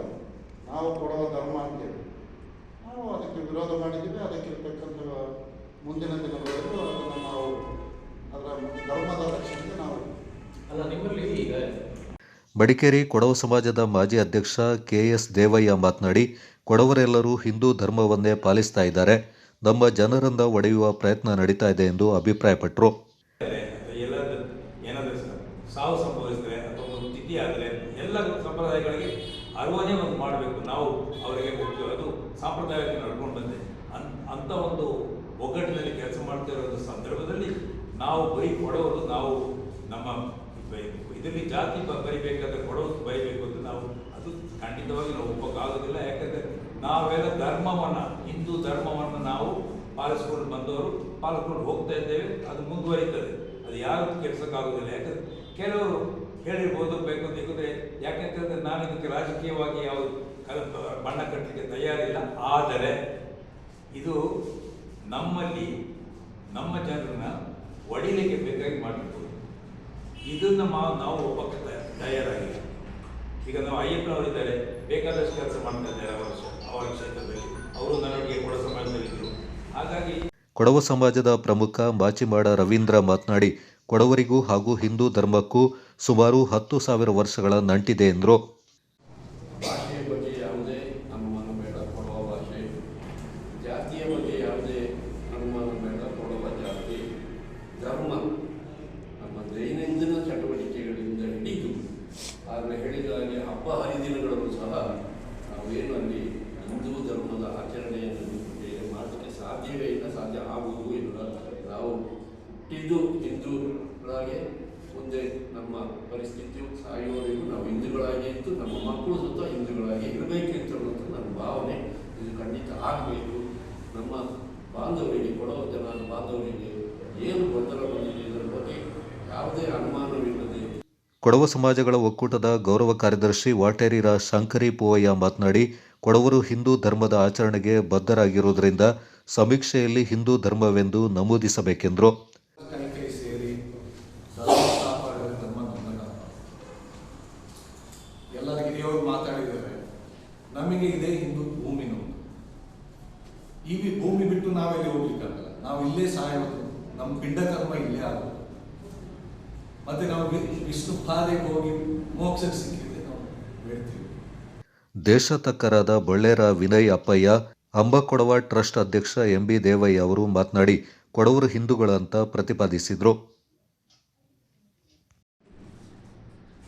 ರಾಮ ಹುಟ್ಟಿ 10,527 ವರ್ಷ ಆಗಿದೆ. ರಾಮಾಯಣ ನಡೆದು ಅಷ್ಟೇ ವರ್ಷಗಳಾಗಿದೆ. ರಾಮಾಯಣಕ್ಕೂ ಕೊಡವರಿಗೂ ಸಂಬಂಧ ಇದೆ. ಉತ್ತರದಲ್ಲಿದ್ದಂಥ ಅಗಸ್ತ್ಯ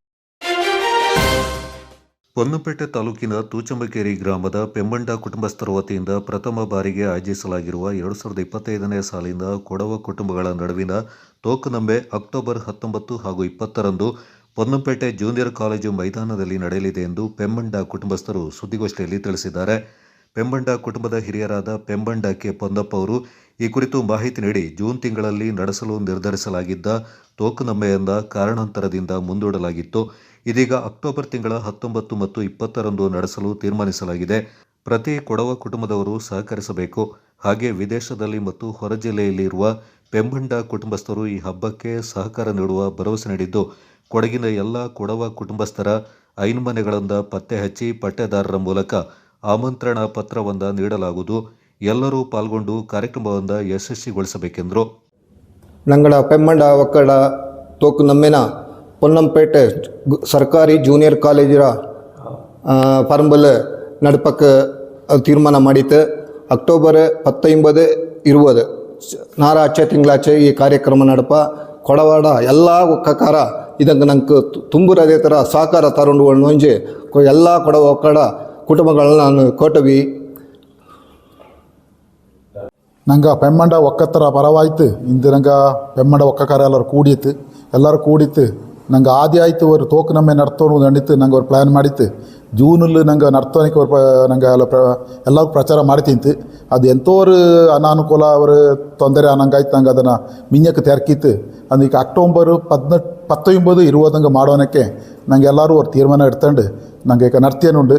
ಅದು ನಂಗಡ ಕೊಡೋ ಒಕ್ಕತ್ರ ಎಲ್ಲರೂ ಇದಂಗೆ ಸಹಕರಿಸಿಕೊಂಡು ಅನ್ನನೇ ನಂಗೆ ಇದೇ ಟ್ರೋಪಿನ ನಂಗೆ ಇದು ಫಸ್ಟ್ ಆದಿ ಆಯ್ತು. ನಂಗೆ ಇದನ್ನು ಸ್ಥಾಪನೆ ಮಾಡಿನುಳ್ಳು.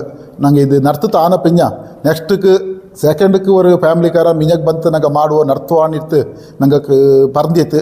ಅಂದನೆ ಇನ್ನು ಮಿಂಜಕ್ಕೂ ಕಾಲಾವಧಿ ஒரு ರೋಲಿಂಗ್ ಟ್ರೋಫಿ ಆಯ್ತು ನಡ್ತೇನು ಪೋಪನಕ್ಕೆ ಒಕ್ಕಕಾರ ಎಲ್ಲರೂ ಮಿಂಜಕ್ಕೆ ಬಂದಿತ್ತು.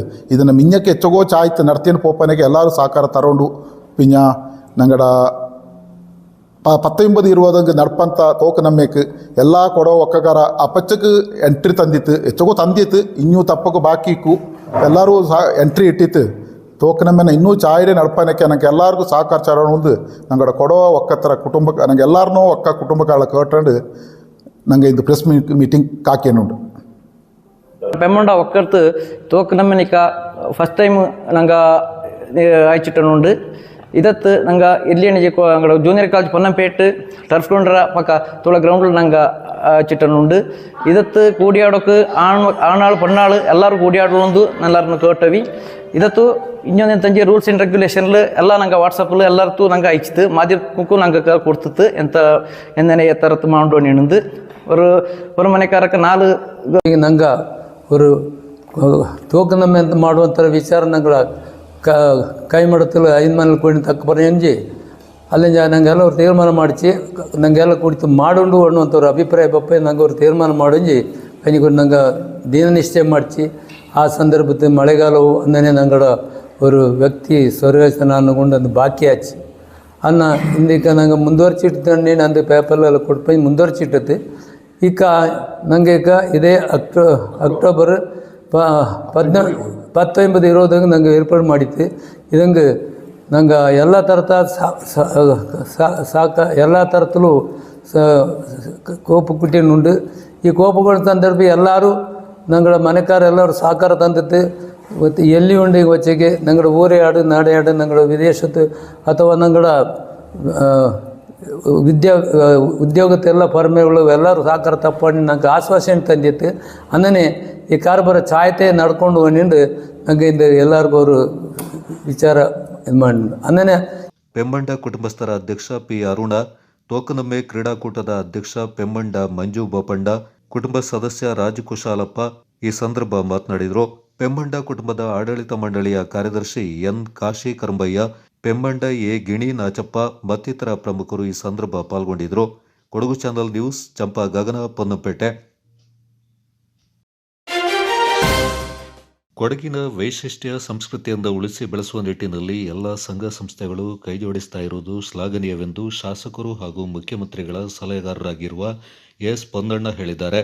ಚೇರಂಬಾಣೆ ಗೌಡ ಸಮಾಜದಲ್ಲಿ ಏರ್ಪಡಿಸಿದ್ದ ಕೈಲ್ಮುಹೂರ್ತ ಸಂತೋಷಕೂಟ ಕಾರ್ಯಕ್ರಮದ ಸಮಾರಂಭ ಉದ್ಘಾಟಿಸಿ ಅವರು ಮಾತನಾಡಿದರು. ಕೊಡಗಿನಲ್ಲಿ ವಿವಿಧ ಜನಾಂಗದವರು ತಮ್ಮ ಆಚಾರ ವಿಚಾರಗಳಿಂದ ಸಂಪ್ರದಾಯಗಳಿಂದ ಪಾಲಿಸ್ತಾ ಬಂದಿದ್ದಾರೆ.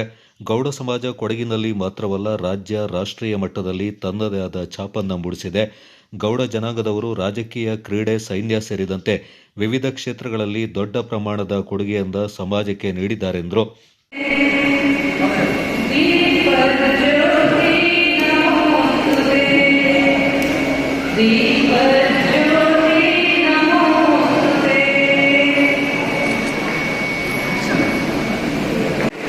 ಭಾಗವಹಿಸಲಿಕ್ಕೆ ಭಾಳ ಸಂತೋಷ ಆಗುತ್ತೆ. ಯಾಕಂದರೆ ಕೊಡಗಿನ ಒಂದು ವಿಶಿಷ್ಟತೆ ಅಂತ ಹೇಳಿದ್ರೆ ನಮ್ಮ ಆಚಾರ ವಿಚಾರ, ನಮ್ಮ ಹಬ್ಬಗಳು. ಬಹುಶಃ ಕರ್ನಾಟಕದ ಯಾವ ಭಾಗದಲ್ಲೂ ಕೂಡ ಇಂಥ ವಿಭಿನ್ನವಾದ ಹಬ್ಬದ ಆಚರಣೆಗಳನ್ನ ನಾವು ನೋಡಲಿಕ್ಕೆ ಸಿಗೋದಿಲ್ಲ. ಅದರಿಂದ ಇದನ್ನು ರಕ್ಷಿಸಿ ಮುಂದುವರಿಸ್ಕೊಂಡು ಹೋಗ್ತಾ ಇರುವಂಥ ಎಲ್ಲ ಸಂಘ ಸಂಸ್ಥೆಗಳಿಗೂ ಅದು ಇವತ್ತು ಚೇರಂಬಾಣಿಯಲ್ಲಿ ನಡೆಸ್ತಾ ಇರುವಂಥ ಗೌಡ ಸಮಾಜಕ್ಕೆ ನಾನು ಅಭಿನಂದನೆಗಳನ್ನು ಸಲ್ಲಿಸಲಿಕ್ಕೆ ಬಯಸ್ತಾ ಇದ್ದೇನೆ. ಮಾಜಿ ಶಾಸಕ ಕೆಜಿ ಬೋಪಯ್ಯ ಮಾತನಾಡಿ, ಗೌಡ ಸಮಾಜದ ಕಾರ್ಯಕ್ರಮಗಳಲ್ಲಿ ಜಿಲ್ಲೆಯ ಎಲ್ಲ ಭಾಗದ ಜನರು ಒಗ್ಗೂಡಬೇಕು. ಶಿಸ್ತುಬದ್ಧ ಕಾರ್ಯಕ್ರಮ ಸಂತಸ ತಂದಿದೆ. ಸಮಾಜವನ್ನು ಒಗ್ಗೂಡಿಸುವ ಕೆಲಸವನ್ನ ಮಾಡಬೇಕು. ಬೇರೆ ಸಮಾಜದವರೊಂದಿಗೆ ಸಾಮರಸ್ಯವನ್ನು ಕಾಪಾಡಿಕೊಳ್ಳುವುದು ಅಗತ್ಯ. ಗೌಡ ಸಮಾಜದವರು ಆಯೋಜಿಸುವ ಎಲ್ಲ ಕಾರ್ಯಕ್ರಮಗಳು ಇನ್ನೊಂದು ಸಮಾಜದವರಿಗೆ ಮಾರ್ಗದರ್ಶನವಾಗಬೇಕೇ ಹೊರತು ಸ್ಪರ್ಧೆ ಆಗಬಾರದು ಎಂದರು. ಸ್ಥಳೀಯ ನಾವು ಆಚರಣೆ ಮಾಡುವಂಥದ್ದು ಕೈಲ್ಮುಹೂರ್ತ ಇತ್ತು, ಕಾವೇರಿ ಸಂಕ್ರಮಣ ಇರೋದು, ಹುತ್ತರಿ ಹಬ್ಬ, ಇದು ಬಹಳ ಪ್ರಮುಖವಾಗಿ ನಾವು ಸ್ಥಳೀಯವಾಗಿ ಆಚರಣೆ ಮಾಡುವಂಥದ್ದು. ಅಲ್ಲಿ ಏನು ಪದ್ಧತಿಗೆ ಅದನ್ನು ದಯವಿಟ್ಟು ಬಿಡಬೇಡಿ. ಕೈಲ್ಮುಹೂರ್ತ ಅಂದರೆ ಒಂದು ಗಾದೆ ನೀರು ಕುಡಿಯೋದು, ಬಡಿಯೋದು, ಹೊಡೆದಾಗ ಇಷ್ಟಕ್ಕೆ ಸೀಮಿತ ಆಗಬಾರ್ದು. ಆಯುಧ ಪೂಜೆ ಅಂತ ಹೇಳುವಂಥದ್ದು ಒಟ್ಟು ಆ ಪದ್ಧತಿನ ಯಾವುದೇ ಕಾರಣಕ್ಕೆ. ಗೌಡ ಒಕ್ಕೂಟದ ಉಪಾಧ್ಯಕ್ಷ ತೇನನ ರಾಜೇಶ್ ಮಾತನಾಡಿ, ಮಾನ್ಯ ಶಾಸಕರು ಗೌಡ ಜನಾಂಗದ ಅಭ್ಯರ್ಥಿಗೆ ಸಾಕಷ್ಟು ಕೊಡುಗೆಗಳನ್ನು ನೀಡಿದ್ದಾರೆ. ಭಾಗಮಂಡಲ ಗೌಡ ಸಮಾಜಕ್ಕೆ ಅನುದಾನ ನೀಡಿದ್ದಾರೆ. ಗೌಡ ಜನಾಂಗದ ಹಿರಿಯರಾದ ಕುರುಂಜಿ ವೆಂಕಟರಮಣ ಗೌಡರು ಕೊಡಗಿಗೆ ಗೌಡ ಜನಾಂಗಕ್ಕೆ ಬಹಳಷ್ಟು ಕೊಡುಗೆ ನೀಡಿದ್ದಾರೆ. ಕೊಡಗು ಗೌಡ ಸಮಾಜದ ಅಭ್ಯರ್ಥಿಗಾಗಿ ಕೊಡುಗೆಗಳನ್ನು ನೀಡಿದ ಶಾಸಕರು ಅಭಿನಂದನಾರ್ಹರು ಎಂದರು. ಆ ರೀತಿ ಕೆಲಸದಲ್ಲಿ ಇವರು ಕಾಂಗ್ರೆಸ್ ಸರ್ಕಾರದಲ್ಲಿ ಗುರುತಿಸಿಕೊಂಡ್ರು. ಇವತ್ತು ಕಾಂಗ್ರೆಸ್ ಸರ್ಕಾರ ಬಂತು. ನಿಮ್ಮೆಲ್ಲರ ಒಂದು ಅದೃಷ್ಟ ಇವರಿಗೊಂದು ಕ್ಯಾಬಿನೆಟ್ ದರ್ಜೆಯಲ್ಲಿ ಇವತ್ತು ಇದ್ದಾರೆ. ಇಂಥ ನಾಯಕರು ನಮಗೆ ಈಗಾಗಲೇ ಭಾಗಮಂಡಲ ಗೌಡ ಸಮಾಜಕ್ಕೆ 2 ಕೋಟಿ ಮತ್ತು ನಮ್ಮ ಇಲ್ಲಿ ಕೊಡಗು ಗೌಡ ಸಮಾಜ ಮಡಿಕೇರಿಯಲ್ಲಿ ಈಗಾಗಲೇ ಮದನಾಡು ಜಾಗಕ್ಕೆ ಅವು ಕ್ಯಾಬಿನೆಟ್ ಹೊರಗೆ ತಗೊಂಡು ಹೋಗ್ತಾರೆ. ಚೇರಂಬಾಣೆ ಗೌಡ ಸಮಾಜದ ಅಧ್ಯಕ್ಷ ಕೊಡಪಾಲು ಗಣಪತಿಯವರು ಮಾತನಾಡಿ, ನಿರೀಕ್ಷೆಗೂ ಮೀರಿದ ಕ್ರೀಡಾಭಿಮಾನಿಗಳು ಬಂದಿರುವುದು ತುಂಬ ಸಂತೋಷದ ವಿಚಾರವೆಂದರು. ಚೇರಂಬಾಣೆ ಗೌಡ ಸಮಾಜದ ಉಪಾಧ್ಯಕ್ಷ ಕೇಕಡ ದಿನೇಶ್, ಕೊಡಗು ಗೌಡ ಮಹಿಳಾ ಒಕ್ಕೂಟದ ಅಧ್ಯಕ್ಷೆ ದಮಯಂತಿ, ಕರ್ನಾಟಕ ಅರೆಭಾಷೆ ಸಂಸ್ಕೃತಿ ಮತ್ತು ಸಾಹಿತ್ಯ ಅಕಾಡೆಮಿಯ ಮಾಜಿ ಅಧ್ಯಕ್ಷರಾದ ಕೊಲ್ಯದ ಗಿರೀಶ್, ಬೇಕಲ್ ರಾಮನಾಥ್ ಮತ್ತಿತರ ಪ್ರಮುಖರು ಈ ಸಂದರ್ಭ ಪಾಲ್ಗೊಂಡಿದ್ದರು.